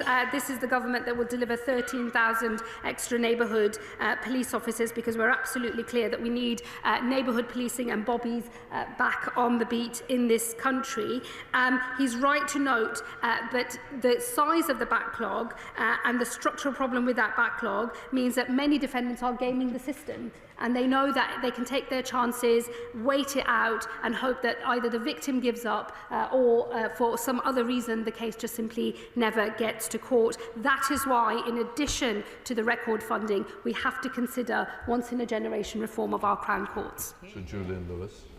Does the Lord Chancellor accept that part of the reason for a loss of public confidence are the sort of cases which are clogging up tribunal and court time, as are explained in his column in the Times today by Jawad Iqbal, involving dubious decisions about not being able to deport convicted criminals, such as an Iraqi cocaine dealer who can't be sent back to his homeland because he's considered to be too westernized. Quite apart from the perversity of the result, is it not an insult to genuine victims of crimes who are held up getting the judgments that they deserve? Well, he'll know that I'm not going to. It'd be inappropriate for the Lord Chancellor to comment on individual judgments. But actually, in relation to some of the decisions in the immigration chamber, which have been the subject of some public discussion, he will know that the Prime Minister has been very clear that where there is a policy or a legal change that is required, it is for the government to bring forward those changes and for this House to ultimately vote on them. And in respect of that, the Home Secretary is considering further changes to the law. He mentioned deportations. Let me just remind him that under this government, deportations of foreign national offenders out of our prisons are up by 23%. Thank you, Mr. Speaker. And like Chorley, Harlow Magistrates Court sadly closed in 2019. Can I thank the Lord Chancellor for her statement today? But would she agree with me that we need radical reforms to start driving down the Crown Court backlog, including the use of magistrate courts? As I say, sadly, we can't use Harlow at the moment, so that we can get through cases quicker and give victims the justice they deserve. I'm very much listening carefully and taking under advisement all of these lobbying requests, including from the Speaker himself about courts in their own areas. I thank both the Speaker and the Honourable Gentleman for that. He's absolutely right. We do need radical reform. Without radical reform, that backlog, no matter how much you fund in terms of Crown Court sitting days, is going to keep going up and up. And that is why Sir Brian Levison's work is so very crucial. Thank you, Mr. Speaker. And I speak as a member of the Public Accounts Committee that worked on the report Justice Delayed is Justice Denied, and I would recommend members peruse it. And it's on that point that I would ask the Lord Chancellor what specific conversations she's had with colleagues in the MHCLG about speeding up the planning process so that we can get more courtrooms operating. We are speeding up the planning process. Well, we are speeding up the planning process. The Courts Minister is in regular conversation with the Planning Minister. The issue in relation to Crown Court capacity, though, specifically is less one of planning and more of A, having enough days funded so that maximum use can be made of every available courtroom, but also recognising that there has to be some level of give in the system in terms of courtroom usage in order to enable the system to be run efficiently, because demand ebbs and flows at every court across the whole of the country, and so some spare capacity needs to be maintained. It is that spare capacity that enabled such a swift response to the summer riot. So I hope he will reflect on the fact that partly some usage is always going to be required, but in respect of the individual conversations, those are happening regularly between the Courts Minister and the Planning Minister. Thank you, Mr. Speaker, and can I thank the Lord Chancellor for her statement and the record funding. It's just a shame that the Shadow Justice Secretary, bereft of any policy ideas, has turned up today to basically tackle the man, in this case the woman, rather than play the ball. And I think a little bit of humility, contrition and a wholesome apology wouldn't go amiss. Does the Lord Chancellor agree that in allowing the backlog to spiral out of control, the previous government failed countless victims? And can she confirm that today's announcement means victims can have more confidence in justice system under Labour? Well, let me just observe, I'm very happy to fight the Shadow Lord Chancellor, woman to man, anytime he likes. On the failure of the previous administration, I do think that members opposite should own up to that failure and apologise for it if they want to get a hearing from anybody in politics or indeed people in the country ever again. But what this government has shown is we are determined to clean up the mess that we inherited, and what victims across the country can take confidence in is that we have made record funding available and we are considering the structural reform that is required to sort this system out. Matt Martin. Speaker, when I speak with the police in Tunbridge Wells, they often comment that a large court backlog has a real effect on levels of crime. There are more criminals in circulation, and frankly, the system is seen as a bit of a soft touch if cases are never brought to court. Can I ask the Justice Secretary very simply, what is the backlog in Kent, and when will it be cleared? And if she doesn't have the figures to hand, would she be able to write to me with them? Well, yeah, I'm very happy to write to him with the specific figures for Kent, but he will know the criminal justice system as a whole is under tremendous pressure and under extreme stress. That is because of the backlog. It's also because of the prisons' capacity crisis, all the legacy of the previous government, which we are now fixing. Dave Robertson. Thank you, Madam Deputy Speaker. It is no surprise to me that I am the third MP from Staffordshire and Stoke-on-Trent that's taken part today, because in Staffordshire we now have 1,350 open cases waiting to be heard by Crown Courts. That has more than doubled over the last 5 years of Conservative mismanagement, and is the highest highest number since records began. I actually spoke to the police commander in Lichfield on Monday this week. One of his major concerns is that delays in justice being seen in courts is making his job harder in building the relationships that he needs to with our community. In the worst cases that he raised with me, there are cases of serious sexual assault and rape that are almost 5 years delayed. Can I ask the Secretary of State, what steps she will be taking to make sure that these additional extra sitting days are targeted at the most serious offenders? Well, he raises a very important point. It's my job as Lord Chancellor to make sure that the overall settlement for Crown Court sitting days is sufficiently big in order to help drive down that Crown Court backlog, and that is why I've made the record allocation today. Listings specifically of individual cases, though, are of course a matter for the independent judiciary. It would be improper and inappropriate for me to comment on those listings decisions, but taken as a whole, in terms of both the investment that we're making and the reform that we are considering once the review of Sir Brian Leveson has reported, I think that he can take confidence in, his constituents can take confidence that this is a government that's going to sort this system out. Jim Shannon. Thank you, Madam Deputy Speaker. Can I thank very much the Lord Chancellor for increasing the sitting days to attempt to tackle the extremely large delays in court cases that we in the United Kingdom face, which is a sad reality for those seeking justice. The Lord Chancellor will know in Northern Ireland there are currently 18,907 pending cases in magistrates' courts, which is absolutely huge.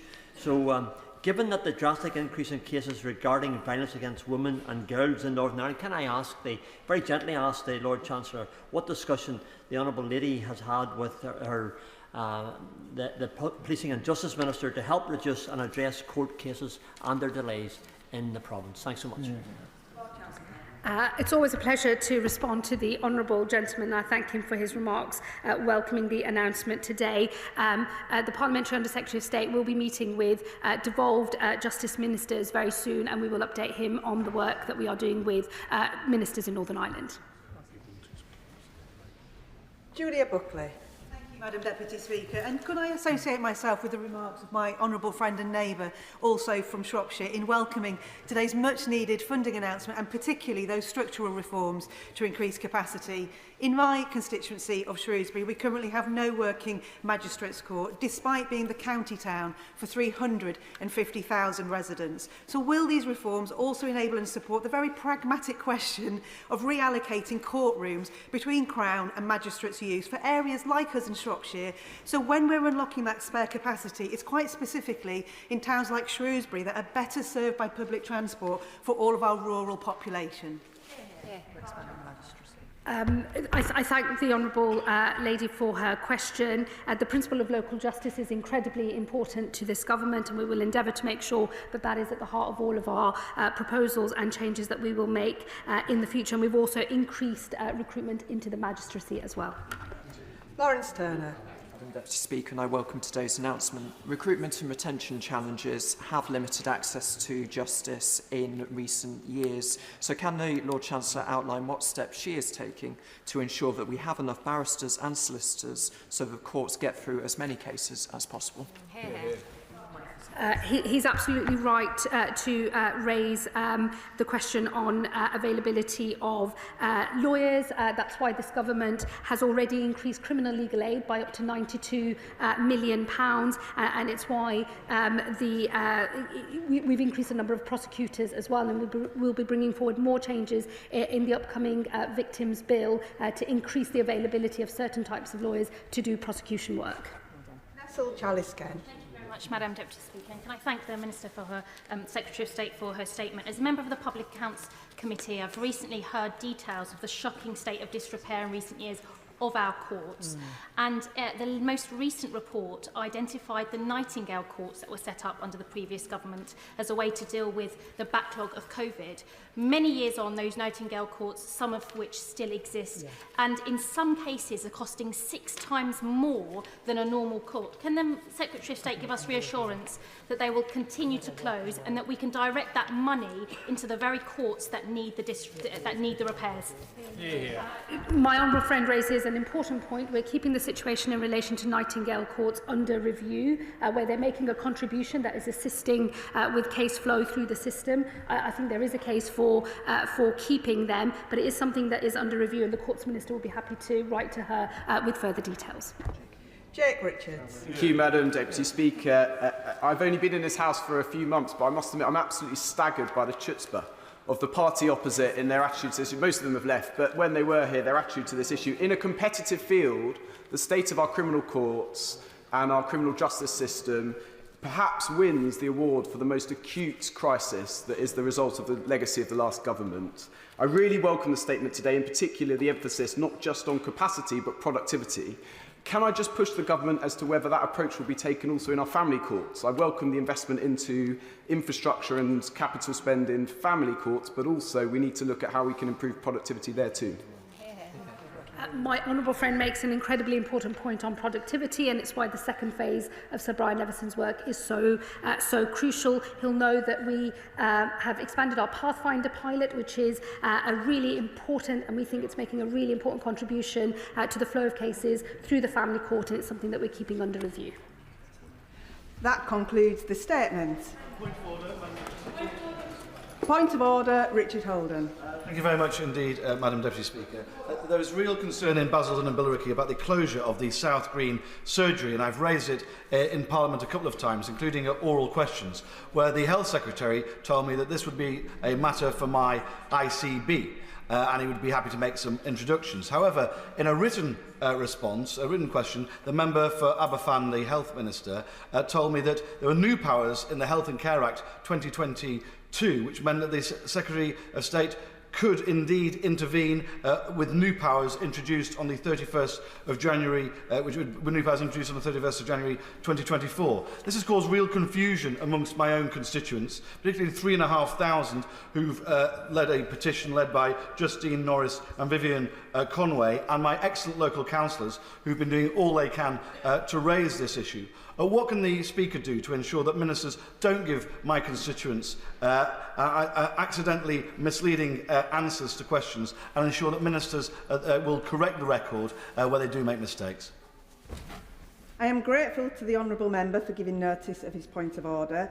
The Chair is not responsible for the content of ministerial answers, but he has made his point on the record, and there is a procedure for ministers to correct the record if they wish to do so. Point of order, Yasmin Qureshi. Thank you, Madam Deputy Speaker. You will be aware that I have been campaigning on behalf of families affected by the drug Primados for over 12 years.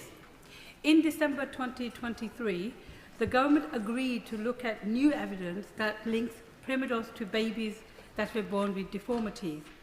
In November 2024, the Commission on Human Medicines finally held a session with the experts to look at this new evidence. At that session, they were told that the conclusion of the review would be published in a matter of weeks. We're now in March. We have written on the to the department and tabled questions. How many months and years do these long-suffering families have to wait? There has been a long culture of dither and delay on this issue. I hope that the families will go away and they can all be buried and forgotten about. But this issue has a tremendous cross-party support from across the House. Can the Speaker advise me what more I can do to get the Department's attention on this matter? I am grateful to the honourable member for giving notice of her point of order. This is not a matter for the Chair, but she has put her point on the record, and I'm sure that the Treasury bench will have noted what she has had to say. Point of order, Ellie Chowns. Thank you. Madam Deputy Speaker, yesterday during my urgent question on Gaza, The Minister responding, the Honourable Member for Hornsey and Frye and Barnet and Under Secretary of State for the Indo-Pacific, said that the Minister responsible, the Honourable Member for Lincoln and Parliamentary Under Secretary of State for the Middle East, Afghanistan and Pakistan, could not answer the question himself as he was in the region pushing for a peace deal. However, I've since received a communication from the press with evidence suggesting that he was at a Labour Party networking lunch at Ronnie Scott's at the time. Could you advise, Madam Deputy Speaker, on whether the record should be corrected if it is shown not to be correct? I am grateful to the Honourable Member for giving notice of this point of order. Has she given notice to the members involved that she was going to raise this matter in the Chamber? I have indeed, Deputy Speaker. The Chair is not responsible for the content of ministerial answers, but she has put her point on the record, and there is a procedure for ministers to correct the record if they wish to do so. Point of order, Jim Shannon. The Prime Minister rightly referred to the loss of life of the young soldiers, and it was right to do that and set the tone for this chamber and thank them. Deputy Speaker, 40 years ago on Friday past, the IRA launched a mortar attack from Corrie Square on Newry Police Station. How can it be recorded in this House that those 9 brave young RUC police officers were murdered? The biggest loss of RUC police life ever in the province can be recorded in this House. Their bravery, their courage, their determination, and their battle for us in this Northern Ireland to have the freedom and the peace that we now have. How can we record that? Thank you. I thank the Honourable Member for his point of order. He has put his point on the record. We now move to the presentation of Bill. Presentation of Bill, Gareth Snell. Thank you. Ceramics, Country of Origin Marking Bill. Second reading what day? 25th of April 2025. 25th of April 2025. We now come to the 10-minute rule motion. Chris Vince. Madam Deputy Speaker, I beg to move that leave be given to bring a bill to amend the Dentist Act 1984 in respect of indemnity arrangements. Like many new MPs in this place, I find the first bill that I'm presenting is not something that I have experience of, but something that was brought to me as an issue in my constituency. Clive Worthington was a much-loved resident in Harlow. He worked as a wood machinist and had 3 children and 5 grandchildren. And I thank my honourable friend from Lewisham East for introducing me to Clive's daughter Gina, who is her constituent.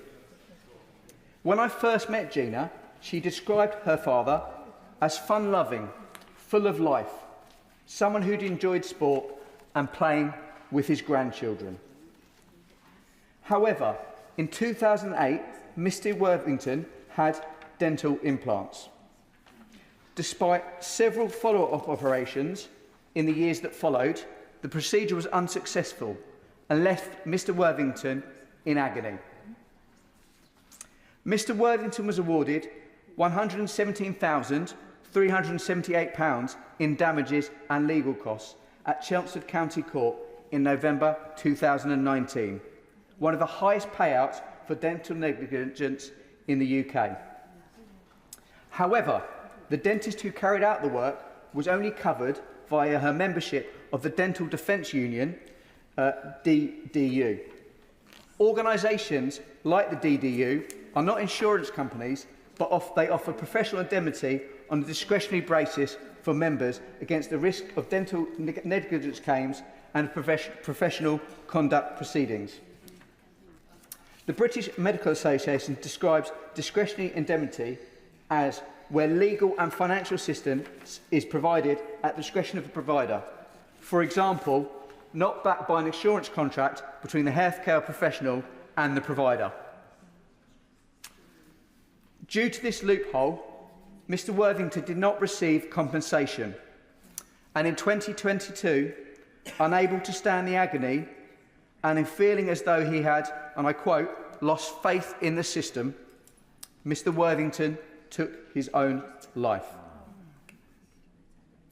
The senior Essex coroner said the long-term consequences of Mr Worthington's unsuccessful dental surgery impacted significantly on his mental health and ability to cope with daily life. His daughter Gina said, and I quote, "It's such a tragic end to a life. It just makes me so mad that it didn't have to end this way." Indemnity cover for healthcare professionals, including dentists, was subject of a consultation launched by the Department of Health in December 2018. To move forward and to build on the Patterson Inquiry recommendations and the wishes of Clive Worthington's daughter Gina, this bill is calling for an amendment to the Healthcare and Associated Professionals Indemnity Arrangements Order 2014 via secondary legislation. The following amendment does not require lengthy primary legislation. My proposal is an amendment of Section 26A of the Healthcare and Associated Professionals Indemnity Arrangements Order 2014. And it's, as I say, it's paragraph 4 and it's section 2 of that paragraph.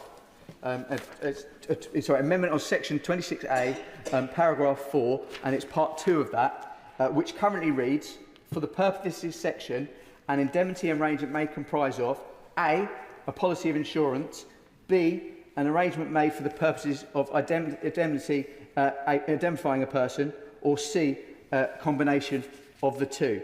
My bill proposes that we will change that sentence to, for the purposes of this section, an indemnity arrangement must comprise of a policy of insurance.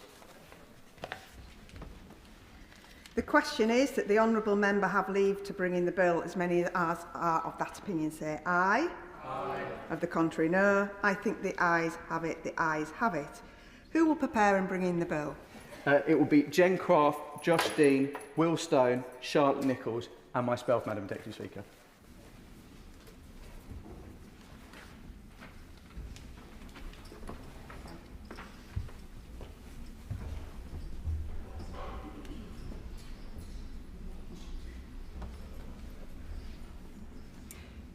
Chris Vince.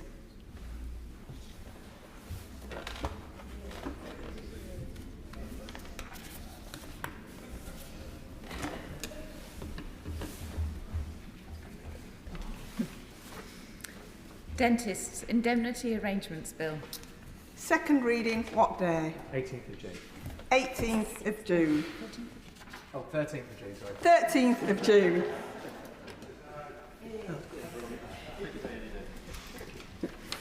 We now come to Estimates Day. We will start with the motion on the supplementary estimate for the Department for Health and Social Care and the debate on the spending of the Department for Health and Social Care. The debate will be led by Sir Geoffrey Clifton-Brown. Minister to move formally. I beg to move.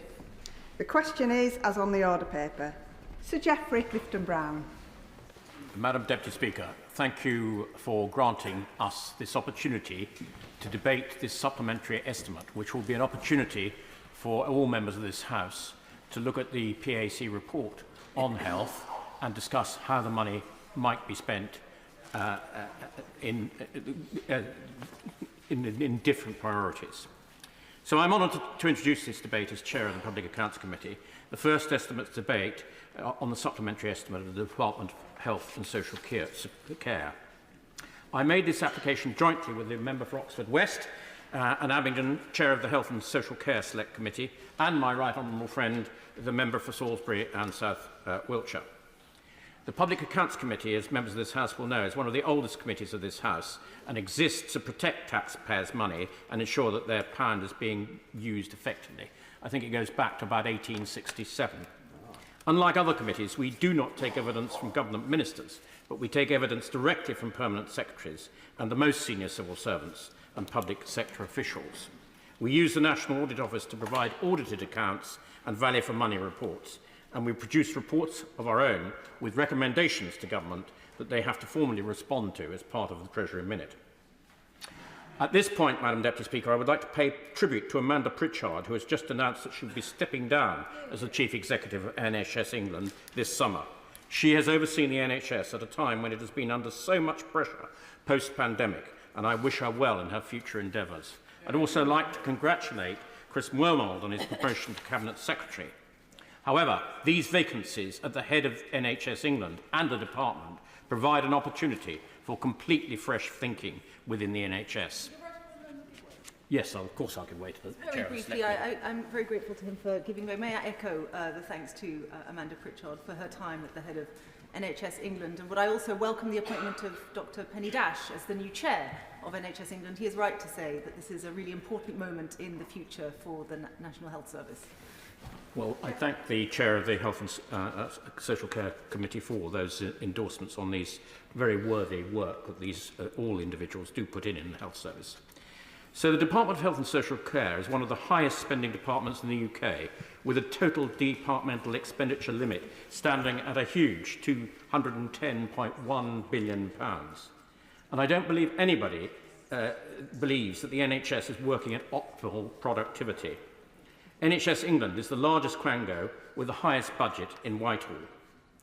However, when allocating funds, it is also one of the few departments that are making life and death decisions which affect the lives of literally millions of patients and their families. Therefore, I think it does deserve the highest level of scrutiny, which is part of what we're doing today. Before even getting onto the figures, the NAO confirmed that the level of productivity in the NHS has dropped by around 23% since the pandemic. And I simply say that unless this is sorted, any reform that the government announces will be sucked into the black hole of the NHS without getting commensurate value for money or results. I will give way. I don't want to give way to too many people, otherwise the Speaker will reprimand me for taking too long. But of course, I'm happy to give way to the Honourable Lady. Giving way. And on that point specifically, I was at my local hospital, County Hospital in Stafford, just a couple of weeks ago, and I noticed that they were still using paper to make notes, paper notes for patients. And actually, it's one of the biggest barriers into us being able to become more efficient in the NHS is our inability to have effective digital systems. Would he agree with me that the investment that's been announced into the NHS is long overdue in terms of moving ourselves from analogue to digital? I entirely agree with the Honourable Lady. She's obviously been reading my speech, so if she... the announcement will come later in my speech, and then she'll know exactly what it says. Before even getting on to the figures, the NAO confirmed that the level, as I say, of productivity has dropped by 23%. So I welcome the government's commitment to a 10-year plan for the NHS. We've also repeatedly warned that an ageing and increasingly sick population, the NHS will struggle to cope with an ever-increasing multiple complex demands of our populations. So I'd like to split this speech into three sections about how productivity could be improved in the NHS, funding, and as the Honourable Lady alluded to, technical advancements and a shift into community care. The Department of Social Care's day-to-day spending, RDEL, is set to increase by £10.9 billion, from £187.9 billion to the main estimate as produced today of £198.5 billion. However, the worrying thing about the estimates today is that capital spending is set to decrease by around £1 billion, from £12.5 billion to £11.5 billion, a decrease of 8%. This is worrying, as it shows more and more funds are being redirected from long-term investment, for example in new hospitals, that the previous government had committed to. Yeah. And I welcome the Treasury guidelines that have stopped the practice of redirecting up to £1 billion in the last few years from capital to day-to-day spending, and that will mean that more money should be put into spending in that way. So the NHS estate, as we all know from our constituencies, is in desperate need of investment, and our capital investment programme is running behind schedule. The problems with RAC have only added to the necessity of upgrading our hospitals, and I hope the Minister will listen to this plea. In the latest NAO report on the DHSC, and the DHSC annual report and accounts shows that local systems, i.e. ICB and NHS providers, reported a year-end overspend of £1.4 billion. This has nearly doubled from £621 million in 22-23.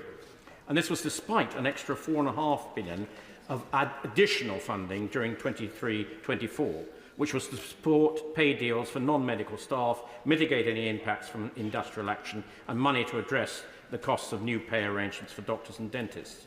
Whilst I do not think it's acceptable, the glacial pace in agreeing priorities and approving final budgets for the local systems.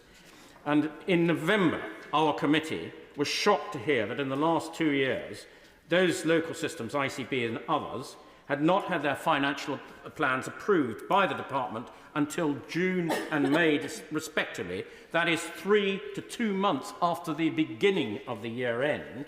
So how can our poor local systems plan efficiently when these final allocations and guidance are so late?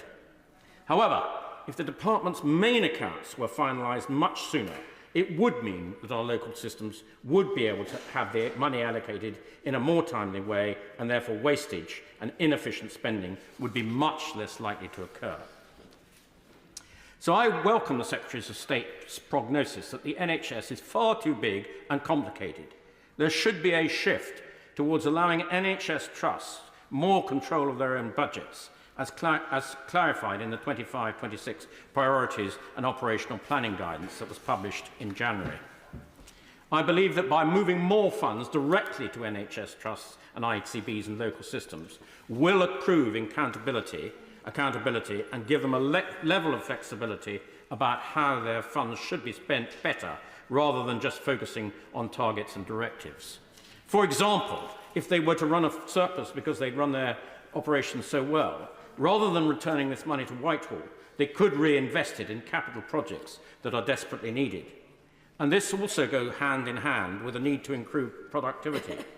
So between 1996 and 2019, the NHS averaged a measly 0.6% year increase in productivity. Since the pandemic, the productivity has now fallen by 23%.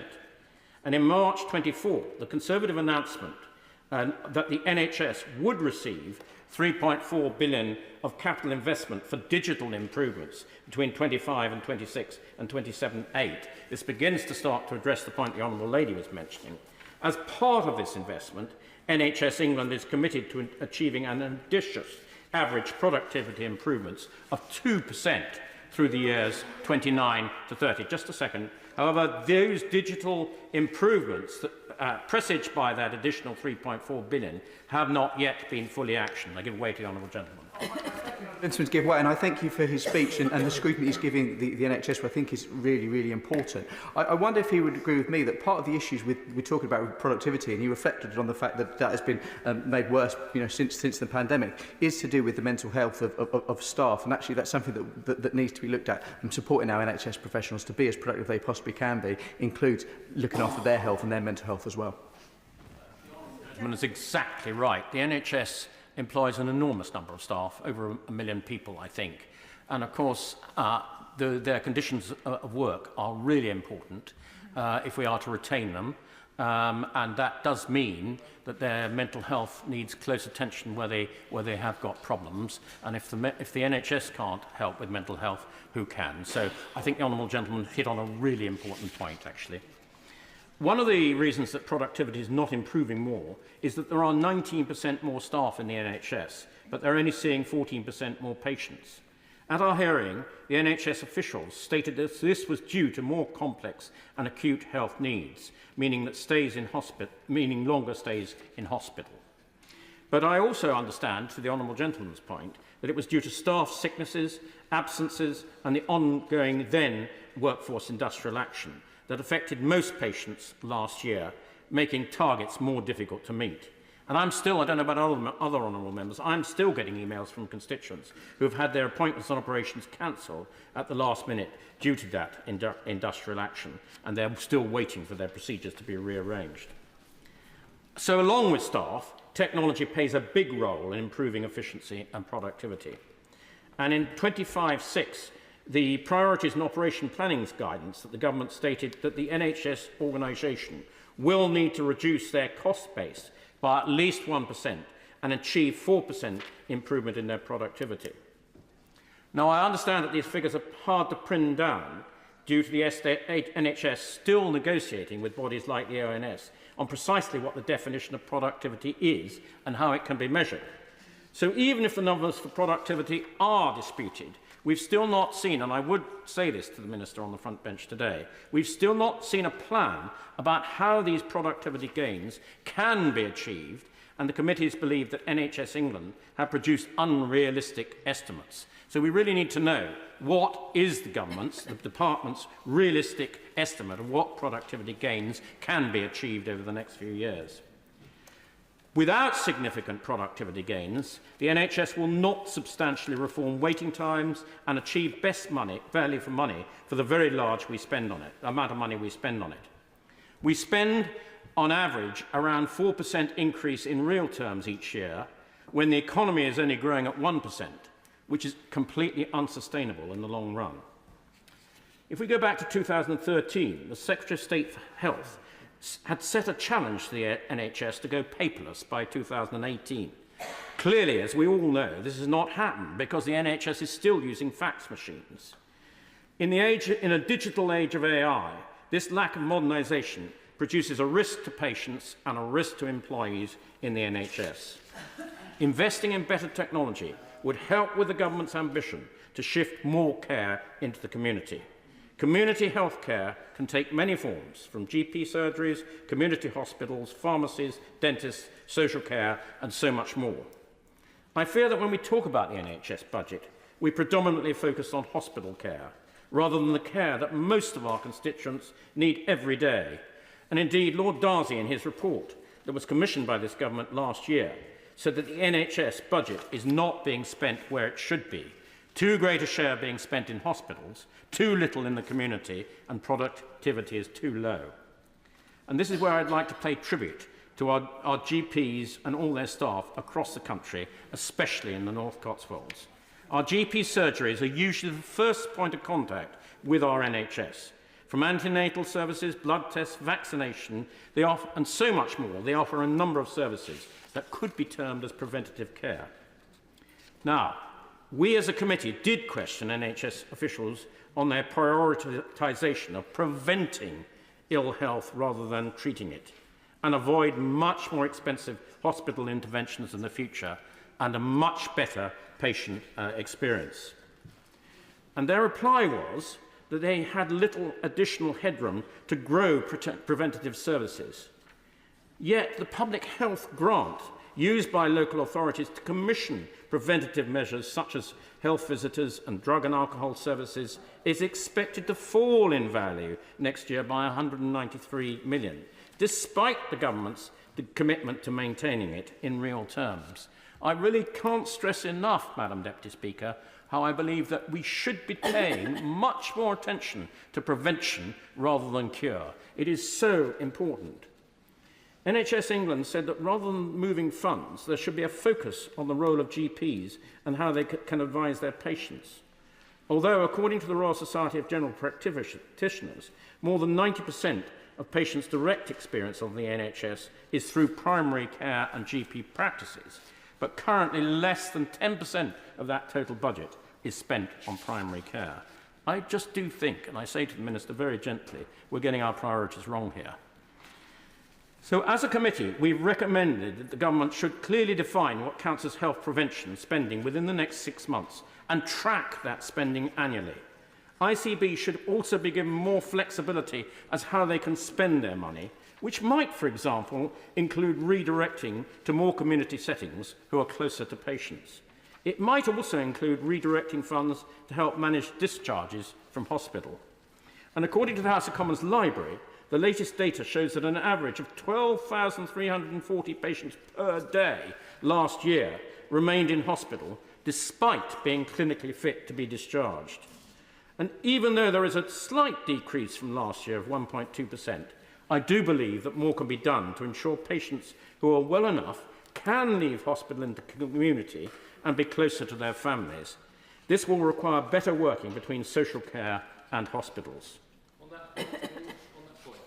I'm happy to give way. I'm very grateful to the honourable member who's making a very powerful case for reforms and review. The Select Committee this morning, in fact, were looking at this very issue in respect of delayed discharge of medically fit patients, but does he not accept that, in fact, what we need is more integration? Because if only a quarter of those delayed discharges are down to a lack of social care package, many of those patients can't be discharged because they have a primary health care condition which needs to be taken care of, and that therefore it's actually integration and not just social care that needs to be reformed. The honourable member makes an extremely powerful point. I'm coming to the conclusion of my speech, and it is on precisely that point. The social care system is not working in this country. It is a political football that keeps being passed from one government to the other. I understand the government has committed to another review of adult social care, where we won't expect results until at least 2028. For many of our elderly patients, this will be too late. The funding of social care is rising exponentially, and I believe there needs to be more focused and joined-up thinking from both DHSC, NHS England and local authorities on how they can support those that need the help to be discharged from hospital in a timely manner and live in their own home for a longer period than they might otherwise be able to. It should not be a postcode lottery that exists now. In conclusion, with more joined-up thinking between different parts of the NHS, I believe the patient experience could be better. However, without substantial increases in productivity, increase in spending on preventative care and public health, with a better functioning social care system, our NHS will never be able to operate at an optimum level at world-leading standards. I do want to try to get everybody in, so I'm going to start with an immediate 5-minute time limit. I call Clive Betts. Mr. Speaker, it's a pleasure to follow the chair of the Public Accounts Committee. Though we sit on opposite sides of this chamber, we spend most of our time in this place now on the same side of the table in the committee. And I welcome and congratulate him on his appointment and the work that he's doing as chair. The very clear remit from the Secretary of State is move to prevention, a move to community care, a move to digital services. That's what it's laid down as. I think when we had the officials from the Department and NHS England before us, what we said, we thought they were complacent about the NHS finances. I have to say, I thought there was no sense of purpose or long-term strategy to deliver on the Secretary of State's objectives. That was the real worrying thing. And if you look now at the immediate problems, you've got a service where trusts and others can run up deficits and seemingly there's no consequence. Unlike local government, where you have to balance the books, otherwise you go to government for approval to capitalise losses. Doesn't happen in the NHS. So you have the problem in South Yorkshire where Doncaster Hospital runs a loss every year. I'm not blaming the hospital there because they've got an old building that needs massive refurbishment, probably rebuilding completely. They haven't had the resources, but those losses mean they go into the wider ICB system, and then it puts pressure on other hospitals, other trusts, to actually not distribute any surplus they might make to community services where it should go in Sheffield, but actually to fund others' losses. That's no way really to incentivise a proper financial arrangement. Absolutely right on moving towards community services. That's not just to get people out of hospital, it's actually to stop them going into hospital in the first place. And that's what certainly could be done. GPC 90% of appointments and get 10% of the funding. It clearly is wrong. We've got to switch that. Social care, again, the Health and Social Care Select Committee and the Levelling Up Select Committee, as it then was, did a joint report around 8 years ago now. 22 members of Parliament signed up. You know, we're still here talking about the funding. Now, I think Louise Case is a great appointment. Louise Casey's got a great get up and go attitude. I'm sure she could be asked to get up and go a bit before 2028 because that's a long time to wait for any response.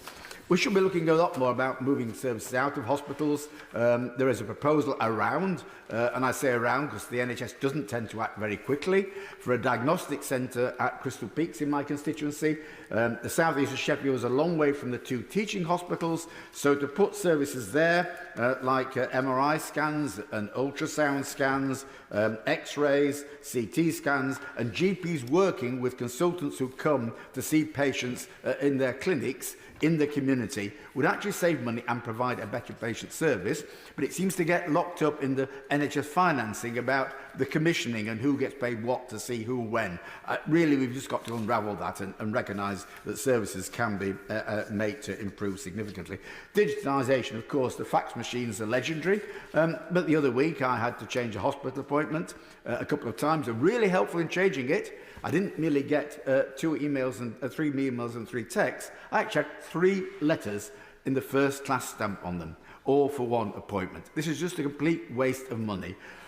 Talking to the hospital in Sheffield, they're bringing new IT systems to cover the whole of the hospital operation, but it doesn't link into the GP systems. I mean, this is just a nonsense in this day and age that we can get to that sort of unjoined up thinking.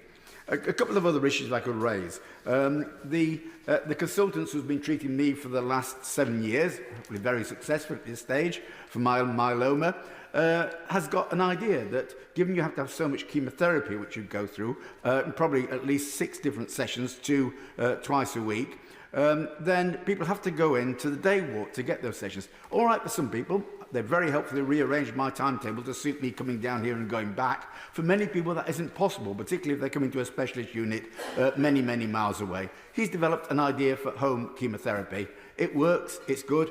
Certainly, I'll just give away very briefly to my deputy, who does an excellent job on the Public Accounts Committee.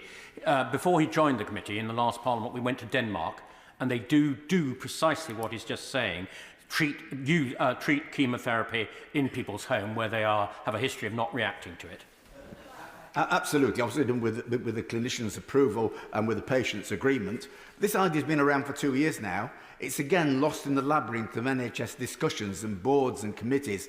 Come on, let's do it now. It's a good idea. It actually is cheaper and it benefits the patient. So why can't these ideas be got up and moving much more quickly? Public health, absolutely agree with the comments that were made. It's like an afterthought. You know, the grant for public health comes out at least 2, 3, 4 months after the main grants for the NHS and for local government. It's like the money down the back of the sofa that the Treasury finds at the last minute. And over the years, in real terms, it's been cut significantly. Public health in Sheffield do an absolutely great job. They work with the NHS Sheffield Place. They've done some really good work in the north of Sheffield in very deprived communities, increasing and improving community care. That's the sort of initiative we ought to follow and pursue and give the ICB the wherewithal to actually support and engage with it. But equality of treatment is something, just my final point, that we ought to build into our aspirations.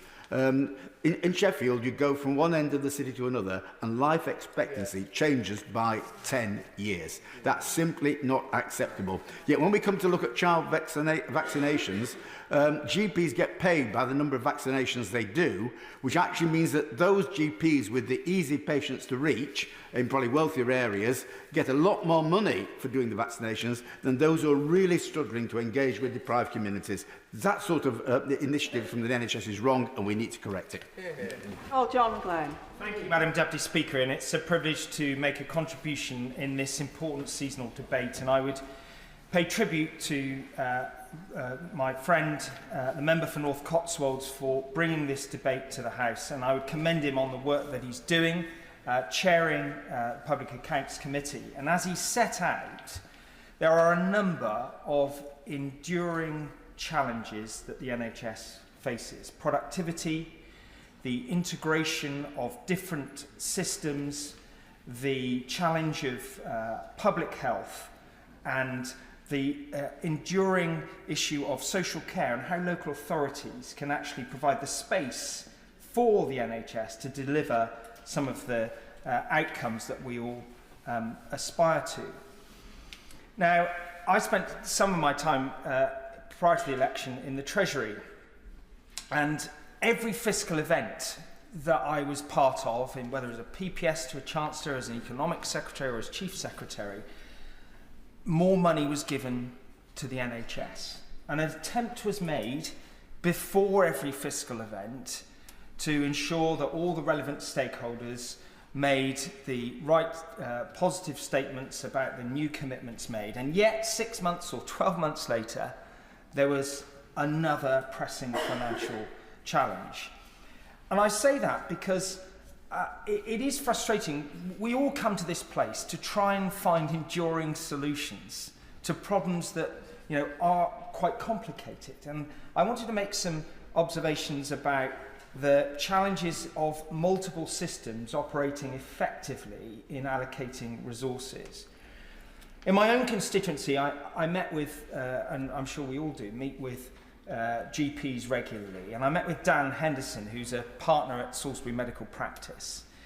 And he, alongside Anna Morton, who's a practice manager, explained to me the complicated dynamics with their ICB, around our ICB, over how to ensure that the right allocations are made for the actual inputs that they are organising at a GP practice. And it's mind-boggling how difficult that process is of securing the right allocations.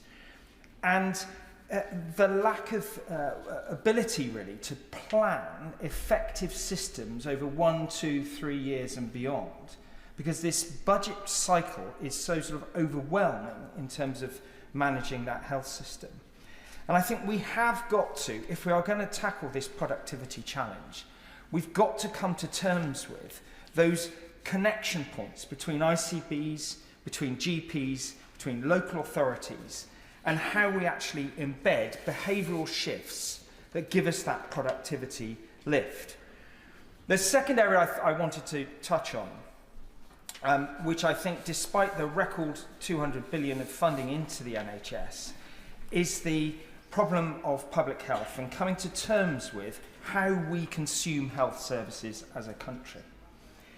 Because it is the case that we can become, where something is free at the point of need, we can become very inefficient in the way that we draw down on that provision. And I really do think we have got to work at pathways of informing and helping our constituents access health systems effectively. Now, we've seen an explosion of mental health challenges in recent years, and the NHS has done a fantastic job of trying to deal with that. But I do think the issue of the variable performance of the NHS across different trusts across the country is something that we should not tolerate. And I do think that one way we can raise productivity is actually expose those variances in performance so that those that are leading the NHS can be accountable for them. Now, for many reasons, those systems will be different. They'll have different demographic pressures. They'll have different challenges due to their capital estate. We have got to get these issues out in the open rather than always thinking that just ploughing more money into our NHS system is going to be the way forward. So I welcome the greater investment once again in the NHS, but I do recognise that we are going to need some radical solutions if we're going to change that productivity story. And we as a house need to unite in finding the right fixes and looking at the best ways of bringing them to fruition across our country. Danny Beales. Thank you, Madam Deputy Speaker. When the Labour government came into office last year, the NHS was in a critical state. Its fundamental promise to be there when we need it had been broken. The uplifted funding package is the first step along the road to making good that promise once again. But the pressures facing our health and care system are not over. Our system does need fundamental reform as well as investment. And to achieve the ambitious 4% efficiency targets on which this budget is premised will be challenging and will require change. It is vital that we secure additional capital investment. We saw the previous government continually raid the capital budgets of the NHS to balance the books, leaving long-term productivity issues we face today. I've seen in my own constituency hospital wards closed, unable to do procedures, pharmacy and sexual health services desperate to do more, but without the clinical space to expand. So the £3 billion uplift in the future capital budget is very good news. And can I ask the Minister, when she responds, to outline again that commitment to protect capital budgets and to maximise them to deliver the change that we need to see? Through my work on the Health and Social Care Committee over the last few months, I've heard time and time again, and it's become increasingly apparent, that to achieve the three shifts that the 10-year plan addresses, we will have to bring together health and social care budgets. We will have to change financial flows, and we'll have to align health and social care budget cycles to provide long-term funding settlements for both sectors, and also to fix the front door of our NHS, that is primary care, which I'll address the rest of my comments. It's primary care that is best placed to provide preventative advice that keeps people well, to deliver community-based healthcare that keeps people out of hospital. Yet it's precisely these primary care services, GPs, dentists, pharmacists, optometrists, that have faced some of the harshest underfunding and neglect over the last 14 years of Conservative mismanagement. The government's New Deal for GPs announced last week is a welcome first step in improving primary care provision, but GPs cannot do it alone. Primary care is much more than just general practice, and other components of primary care are still in a state of crisis. Community pharmacies are on the same flat funding contract that expired in late 2024, and that funding model is clearly inadequate. Health Watch has estimated that 400 pharmacies were forced to permanently close in the last 12 months. I recently visited Boots Pharmacy in my constituency and saw the great work they're doing on vaccinations, on health advice, and so much more, and they are desperate to expand the range of services they offer. On optometry, having recently met the team at Uxbridge Specsavers, it's clear to me that optometry is much more than just glasses and contact lenses. Through advanced testing, they've recently diagnosed people with a range of conditions such as high blood pressure and even brain tumours. On dentistry, the dental contract is no longer fit for purpose, with many practices no longer delivering NHS appointments, and those that doing so at a financial loss. In Uxbridge and South Ruislip, the majority of practices are now closed to new NHS patients, both adults and children, and this clearly cannot go on. With this in mind, the provision of 700,000 extra urgent dental care appointments on the NHS, announced last month by the new government, is vital and desperately needed action, but clearly more is needed. So can I ask the Minister if the dental budget will continue to be ring-fenced, or will we ensure that, unlike the last government, we will not under-deliver and underspend on the vitally needed dentistry budget?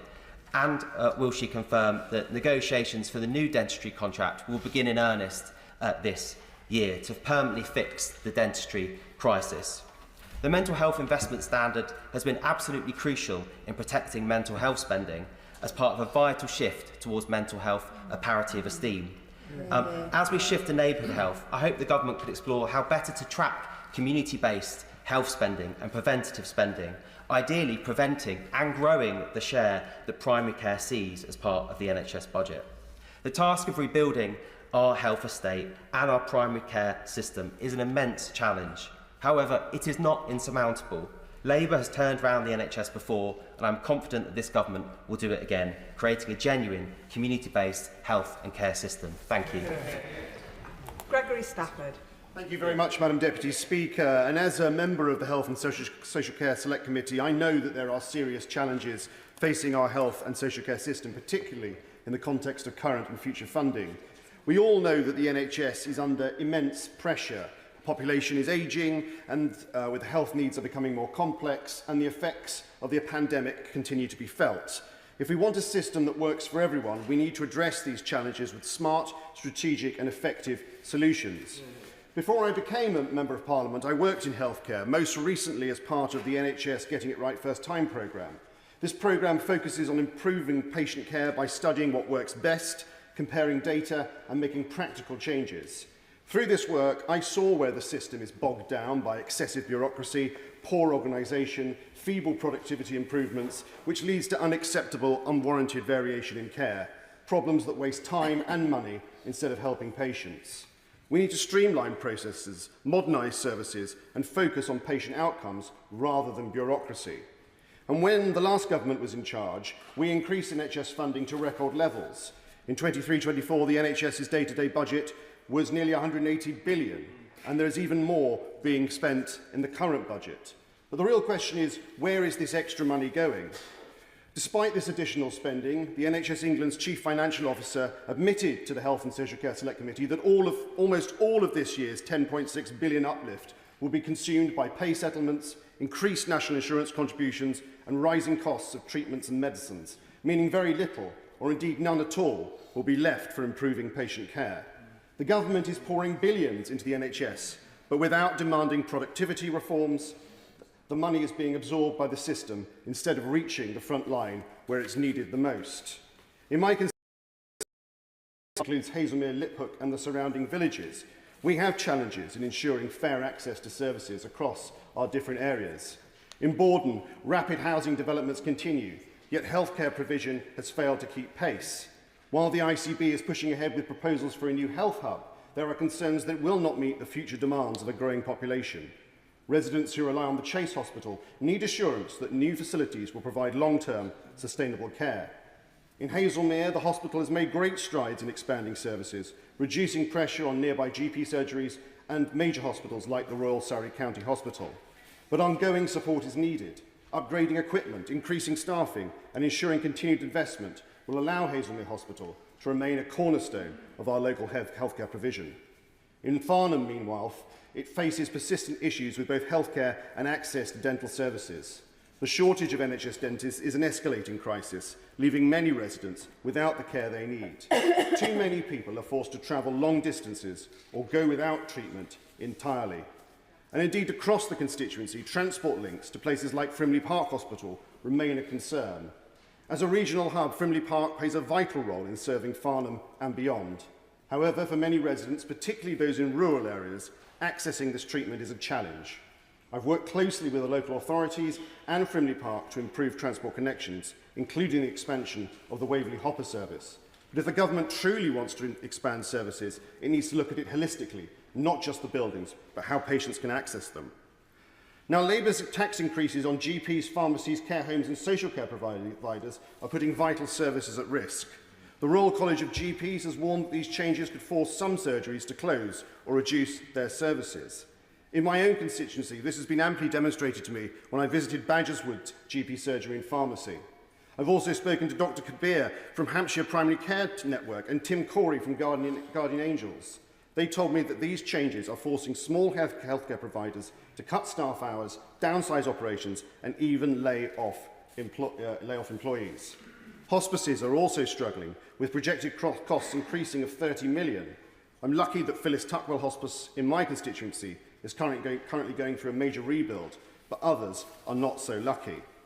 The government needs to focus on real reforms that improve productivity and modernise healthcare. If the Health Secretary is serious about making the NHS better, he must explain how he plans to integrate these innovations into his 10-year plan. The reality is that this Labour government has failed to build the new hospital programmes and has cut the government's social care cost. Labour have no plans to fix the NHS. Instead of returning to the futile model of Whitehall knows best, the government should be looking at actively devolving funding and to local systems, with the provision of punishment if they fail. And ultimately, it must have an honest and open conversation with the public about how we deliver, provide and fund healthcare. Jen Craft. Thank you, Madam Deputy Speaker. Meeting with my constituents in Thurrock serves as a constant reminder of the state of our NHS and the health of our nation. I regularly hear from residents who cannot access NHS services, being stuck on a waiting list or unable to see their doctor. And I see how the social determinants of health play out, putting people in parts of my constituency at a disadvantage from day one. Housing, unemployment and education drive health inequalities, and in our most deprived communities, people do not live to see their 80th birthday. This is representative of the immense task this government has been set. The funding of the health service and the estimates we are discussing today are fundamental to turning the tide on these trends. 14 years of neglect and failure, the highest waiting lists on record, an ageing population that is getting sicker, and unmet need in the communities across the country mean that the NHS is at a pivotal point in its history. It must fundamentally change how it operates in order to survive.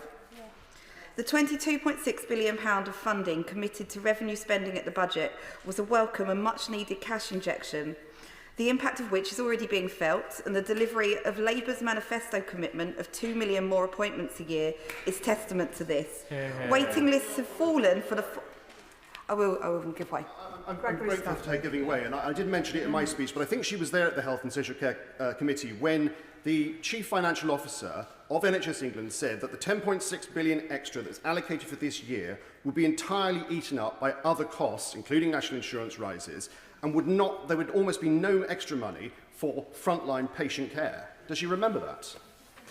I thank the honourable member for his intervention. I was indeed at that committee, and I also remember the reflection that the NHS England was incredibly grateful for the amount of money that was being given, which was the highest amount of money given to any department at the budget, and was a significant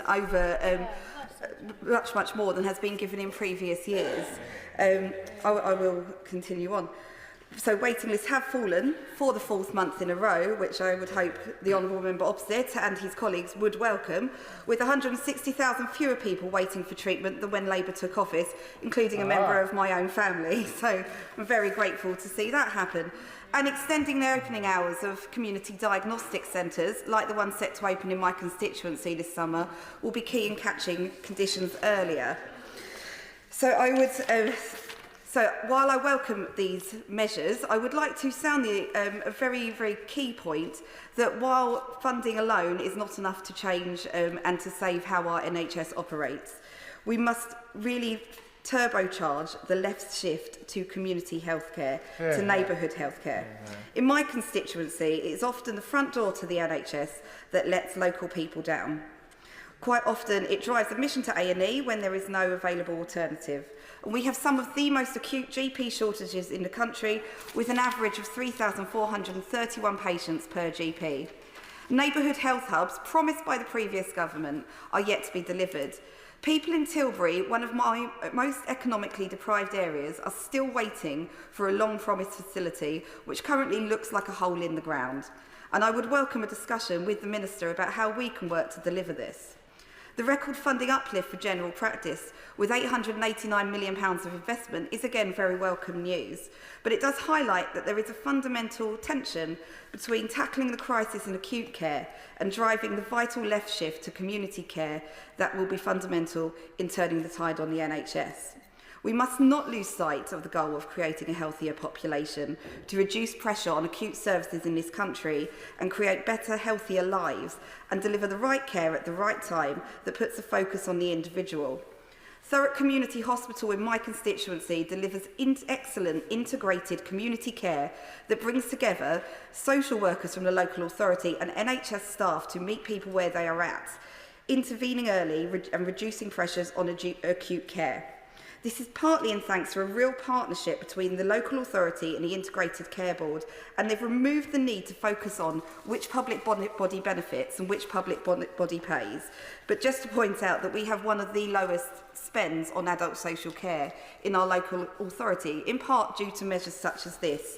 The real focus that they look on is how do they deliver for individual patients? What is it that patients need and how do they get to that place? So I welcome the bold move to drastically reduce the strict targets placed on ICBs in the recent planning guidance, allowing more of this work to potentially take place by giving independence to integrated care boards to make decisions that are relevant to their local population. However, I have heard from ICBs, including my own, that there is a risk that a focus on the elective care target may draw focus and attention away from prevention. And I would particularly like to draw attention to the removal of the learning disability annual health checks from the planning guidance. This is a community that is historically underserved and they have historically undermet health needs. This is a population that dies younger and does not actually access preventative care at the point at which it would be beneficial for them. We know that blanket prevention does not cover populations such as these. They need specific intervention that allows them to access the healthcare they need and when they need it. So while maybe a blanket annual health check is not necessarily the right way forward, it's absolutely critical that groups that are historically overlooked and are not served by our current healthcare system, as well as other groups, are not overlooked going forward when we shift to community work and prevention work. So to conclude, I very much welcome the strong investment that this government is making in our NHS. It's absolutely vital to turn this around and to make sure that this is there for generations to come. But I would like to welcome the Minister's thought on how we incentivise prevention as well as acute care. Chair of the Select Committee, Leila Moran. Madam Deputy Speaker, now I think we're proving that the estimates are not dull, much as they have a terrible reputation for being so, because everything comes from the money, and if you don't follow the money, then you don't do our constituents a service. Now, the government has announced an incredibly welcome £22.6 billion increase in the health and social care day-to-day spend, and that's in addition to the further £3 billion in the capital expenditure. And it sounds like, and it is, a huge amount of money. And if it's not spent wisely, the only thing that will be bigger than the uplift itself is the disappointment of our constituents if it doesn't lead to the change that they so desperately want and need. So I'll start by an example. A constituent of mine was referred to her GP for an NHS-funded assessment for autism spectrum disorder.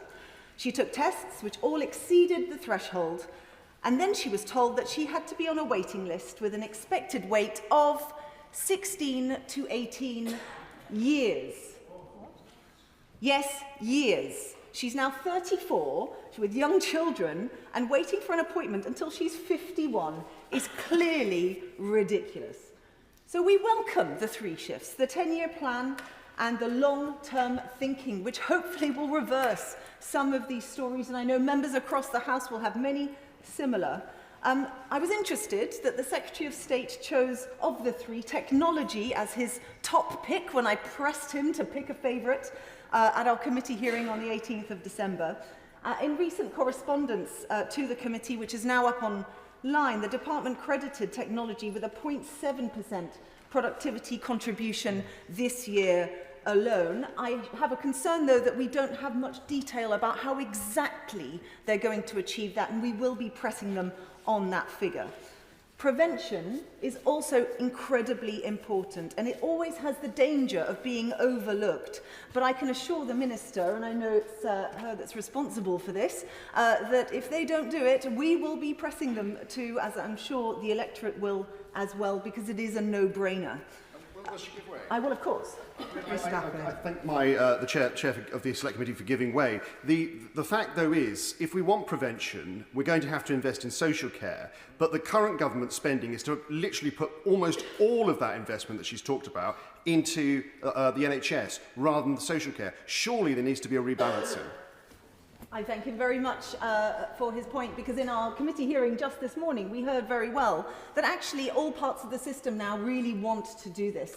And while acute care trusts recognise that they've got the fair share, actually the bulk of the share, they also realise that unless they start pooling budgets and start doing some of this stuff in a really integrated way, we're not going to achieve the productivity gains that we desperately need. Will she give way? I will give way. I thank you for giving way. And just following on from the previous intervention from the Honourable Gentleman on the Conservative benches, actually the government policies are doing the opposite with respect to social care.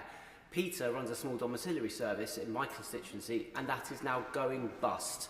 35 people without a job, 100 grand in taxes every year, and all of those patients now blocking beds in hospitals. Does she not agree with me that the government policies at the moment are actually downgrading and trashing social care rather than boosting it up? I share his expression of frustration that we're not doing more faster, and indeed the very first inquiry our committee has launched is social care, the cost of inaction, because we want to understand there is a cost to doing nothing as well, and that needs to be quantified as best we can. And of those 3 shifts, that shift to the community is incredibly important, not least because successive Secretaries of State have said that they want to do this, and yet the money has flowed in the opposite direction. Will the Honourable Member give way? I will, of course. I thank my Honourable friend for giving way. In Cromer, in my constituency, about 18 months ago, the Conservative-controlled County Council closed down Benjamin Court Reablement Centre. It's exactly the sort of facility we need to help bridge the gap between acute hospitals and the community and primary care. Will she agree with me that we must work to reopen these facilities, and also that they don't stand a chance until proper integration of budgets between the NHS and adult social care providers? I thank him very much. And where there are examples of where this works well, we should be celebrating them, not shutting them down. In Oxford, the Hospital at Home programme run by Oxford University Hospital Ambulatory Team is doing incredible work. I visited 91 years young Mavis the other day, who in her home was receiving top-notch ultrasounds, better quality than what she could get in the hospital, saving hundreds of pounds to the NHS and no long trip for her and her family who take care of her into hospital. This is definitely something we should be doing more of. But let me turn to the estimates, because this is why we are here. So we've got the supplementary estimates that have been published. I'm not here to hit anyone over the head with them, and they are incredibly heavy, but they are worth a read, because in that supplementary estimate, it talks about 198.5 billion pounds for the day-to-day spending budget. And while on the face value, it's an increase actually of 10.9 billion since the estimate in July, 9.2 billion of this is on staff pay increases. Now, let's be clear. They deserve that pay rise. It's long overdue. Retention is important. Mental health is important. We must invest in our workforce. But it does just leave 1.7 billion pounds. I will make some progress if I may. The clock is ticking down. But it's worth saying that after you take that 1.7 billion, you add in NICS increases, inflationary costs, the NHS has had to ask for an additional 812 million on top. So it is already running a little bit behind. And next year, the increase is due to be 10.6 billion. And as we heard in our hearing, the expected pressures are 11.7 billion. We can all do the maths. There is a problem. And the way it's going to get solved, at least on paper, is an enormous 4% productivity increase, which is a combination of productivity and cost reductions. We need more detail about how exactly that's going to be done.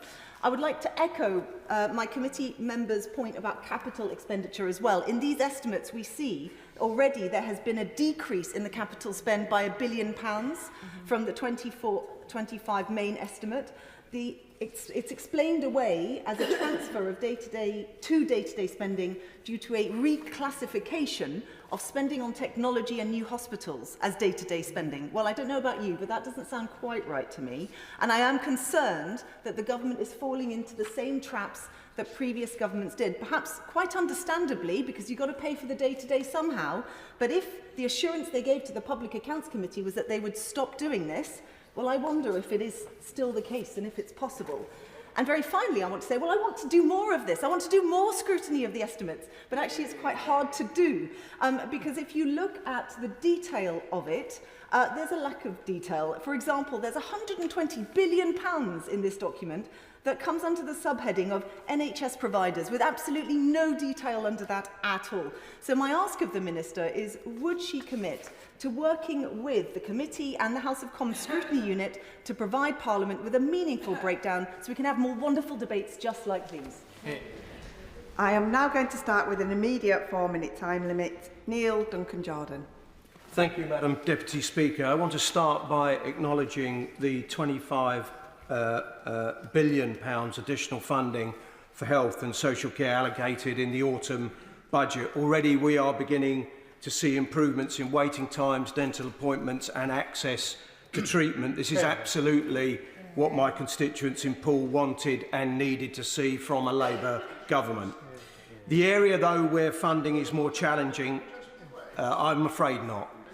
The area where the funding is more challenging is around the issue of social care, and that's what I want to focus my comments on. There is widespread acceptance that our current social care system is neither sustainable nor fit for purpose. For far too long, it's been the Cinderella service of the welfare state, overlooked and underfunded, and suffering from a number of inherent problems that started to emerge decades ago, but which have now become critical as a result of severe cuts to funding and increasing demand. Most people who've looked at the system recognise the huge cost to the NHS of keeping people in hospital when they could be discharged into the community. But too often, there are not the care packages in place to enable that to happen. This will only be resolved when we have a better understanding of the dynamics of social care and have a more effective way of managing it. Now, part of addressing the crisis in the system therefore requires us to reconsider the meaning of the term social care and to abandon the false divisions between medical, nursing, personal and social care, and instead regard all of these activities as part of a single care service. Now, a new national care service should therefore seek to go further than the existing model of provision, as well as providing free domiciliary and residential care to all existing users who are currently self-funding. It should also have to take account of the 2 million older people who currently have needs that are not being met by the system, improve the terms and conditions of care staff, strengthen regulation and monitoring of services, and provide greater support for the country's 5 million unpaid carers. That's why there needs to be an immediate national debate about a new national care service that can be publicly funded and delivered, and about what it should include and who should be responsible for its delivery. And I'm afraid the new Casey Commission will only delay that debate further, in my view. Now, we have known about the problems for a very long time. Over the last 2 decades, we've had at least 20 commissions, inquiries and reports analysing what is wrong with the system and what might be done to address the problems. However, successive governments have all found the issue too difficult to tackle and instead have favoured short-term answers which have largely left the system untouched. The issue that all politicians have avoided is the false division between health and social care and the question of how that care should be funded. No one should face personal care costs simply because they're unlucky enough to suffer from conditions like dementia. This undermines the very principle of our NHS, so society must share the burden with those most able to contribute, making their fair share. Our universalist principles must take us to talk about correcting these inequalities, ensuring that the wealth, resources and budgets are used to build a fairer, healthier society for all. Joe Robertson. Thank you, Madam Deputy Speaker, and I commend my honourable friend, the member for the North Cotswolds, for bringing forward this debate. And I agree with the majority of what I've heard in this chamber so far. We must understand the context of these large figures that are being announced by government, and I turn in particular to the £10 billion for the NHS next year. It sounds like a big figure, but my colleague, the chair of the Health and Social Care Select Committee, has informed us, and she is right, that the vast majority of that money, around 8 to 9 billion, will be taken up in union pay deals, national insurance increases brought about by the Chancellor, and inflation. When all essential costs that the NHS have to meet are taken into account, the £10 billion represents a shortfall, and the NHS will only be able to deliver if it delivers productivity gains. So we must understand £10 billion won't even meet the required costs of the NHS, and of course I give way to my... I appreciate the honourable member giving way. I would just like to ask the honourable member, does he not consider the workforce a vital part of the NHS and that funding them properly, recognising them properly through a pay deal that appropriately recognises the effort they put in is part of the work of turning round the outlook for our NHS? I agree with all those things, and I'm happy that we agree with each other, and I hope that she will acknowledge that £10 billion does not cover the basic requirements the NHS needs. It delivers nothing more. In fact, it delivers less, and the NHS will only be able to continue to grow if it delivers productivity gains, and it should. Of course I give way. Does my honourable friend for giving way. Does he, like me, remember that when the Secretary of State was in opposition, he was very clear at the time, which said there would be no pay increases unless there were going to be productivity gains and reforms to the way the NHS operates. Now that they're in government, that seems to have completely evaporated. I remember it very clearly, and what I would like to see the Minister do is spell out how she delivers those productivity gains through reform. We want to hear more detail so that we can be confident that the NHS is secure. And if I now turn to one area she might like to reflect on, that is the use of technology. The candidate to take over as chair of NHS England, Penny Dash, said very clearly at Select Committee that she would like to see technology deliver, and she sees lots of opportunities. But she herself remarked how basic technology in the NHS is not working. And I recall she used the example of nurses taking half an hour to turn on a computer system, having to use 5 passwords to access it. And I said to her, it's hardly sensible trying to deliver technology gains around AI and all those opportunities it might bring if we cannot deal with very, very basic low-tech problems throughout the NHS. And she agreed with me, and she accepted that's a challenge. Now, I would like to see how the Secretary of State, through the Minister, is going to support NHS England deliver that. I would also like to see the dementia target, diagnosis target, brought back into the planning guidance document for NHS England. It was taken out this year. It was taken out with consultation with the Secretary of State, so he allowed that. Diagnosing dementia is the most important thing we can do for people living with dementia and their families. To take that diagnosis rate target out is inexcusable. I accept the wider point that if everything is a target and everything is a priority, then nothing is a priority. But I hope we can all agree that the biggest killer in this country, dementia, must be a priority for the NHS.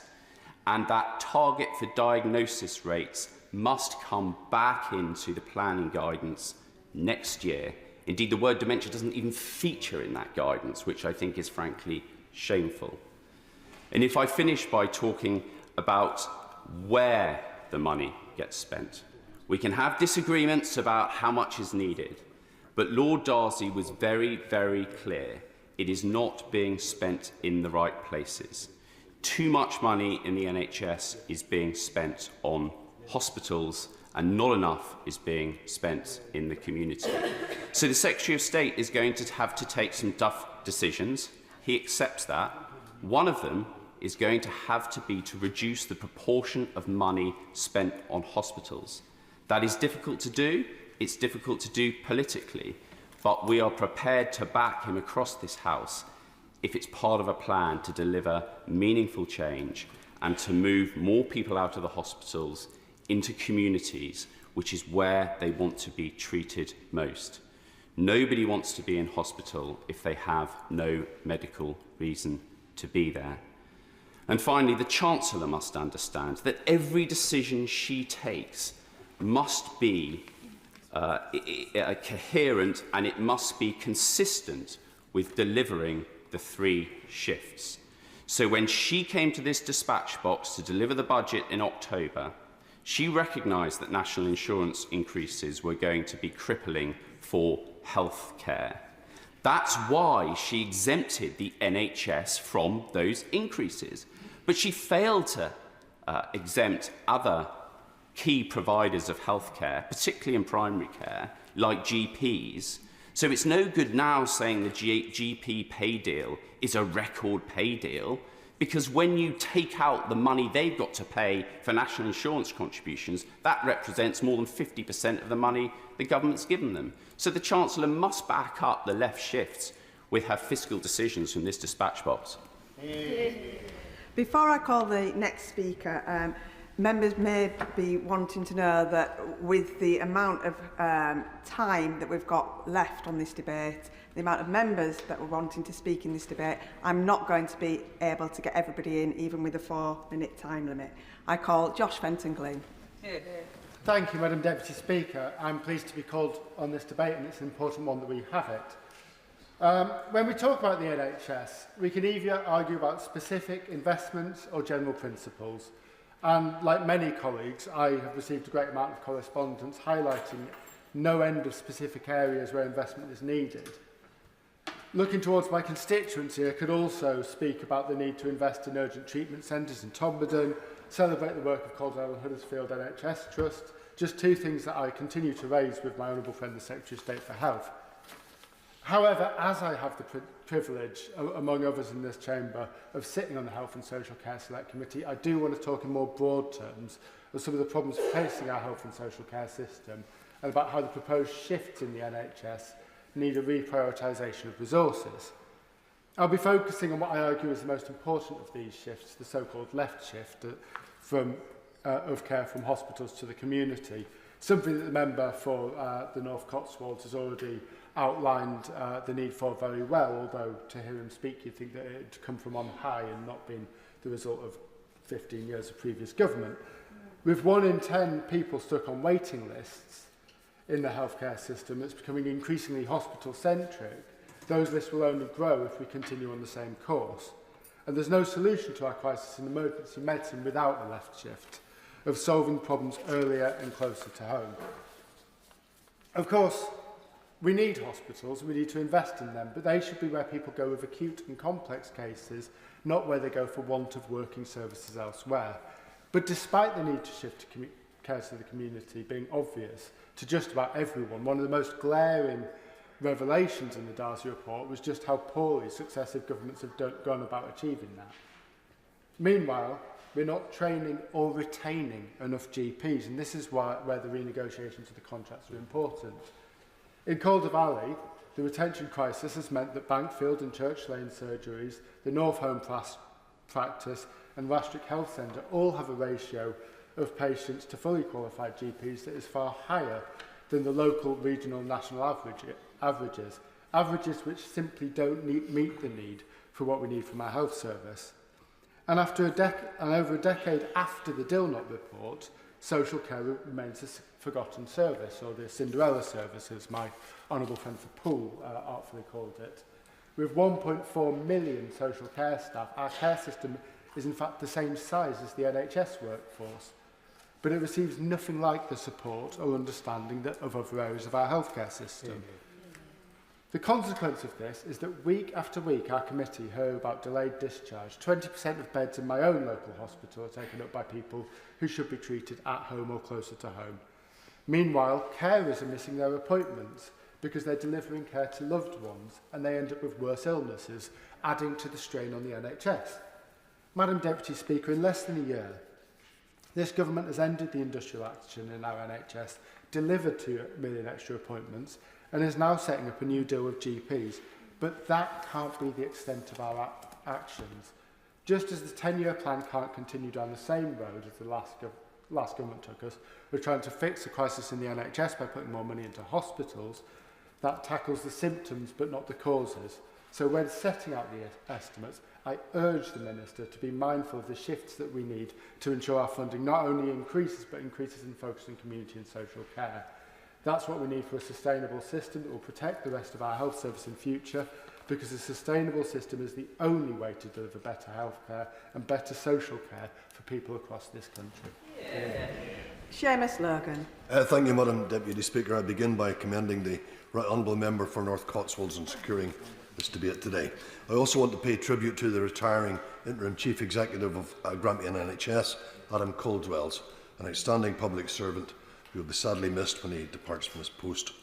The revised departmental expenditure limit for the Department of Health and Social Care in England sees an overall increase in the estimates, I think, of around 10 billion. And I want to comment on how they affect Scotland generally and my constituency in particular.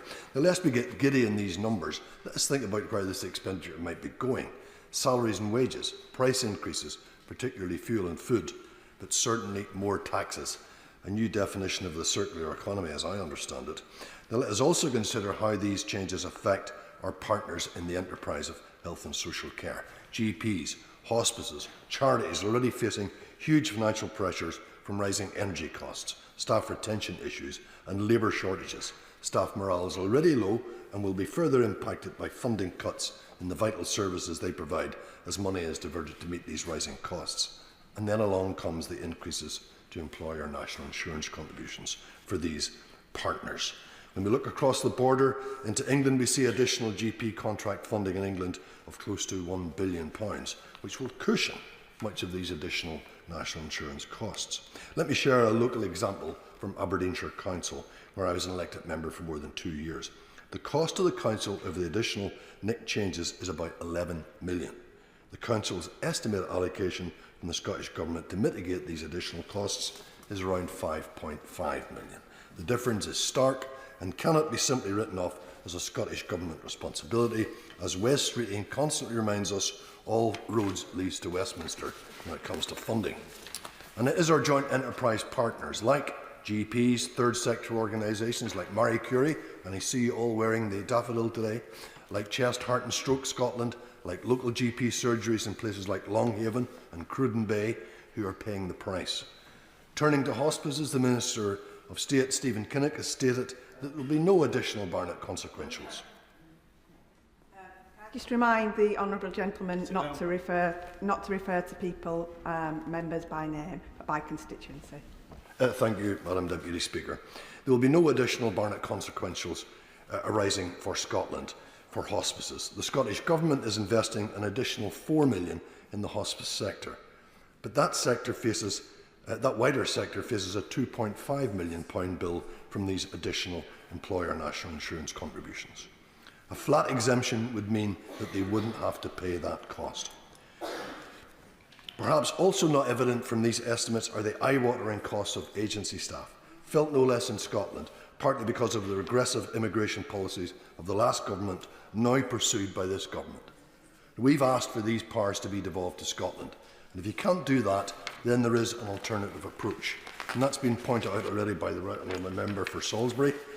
The Royal College of Radiologists tell us that their workforce shortfalls in radiology and oncology, around 30% in radiology, 15% in oncology. They say the most urgent task facing the NHS is to manage its workforce crisis by investing in an increase of 150 radiology training places and 45 clinical oncology training places, rather than relying on outsourcing and international recruitment. Of course, training costs, and it's every bit as expensive in Scotland as it is here.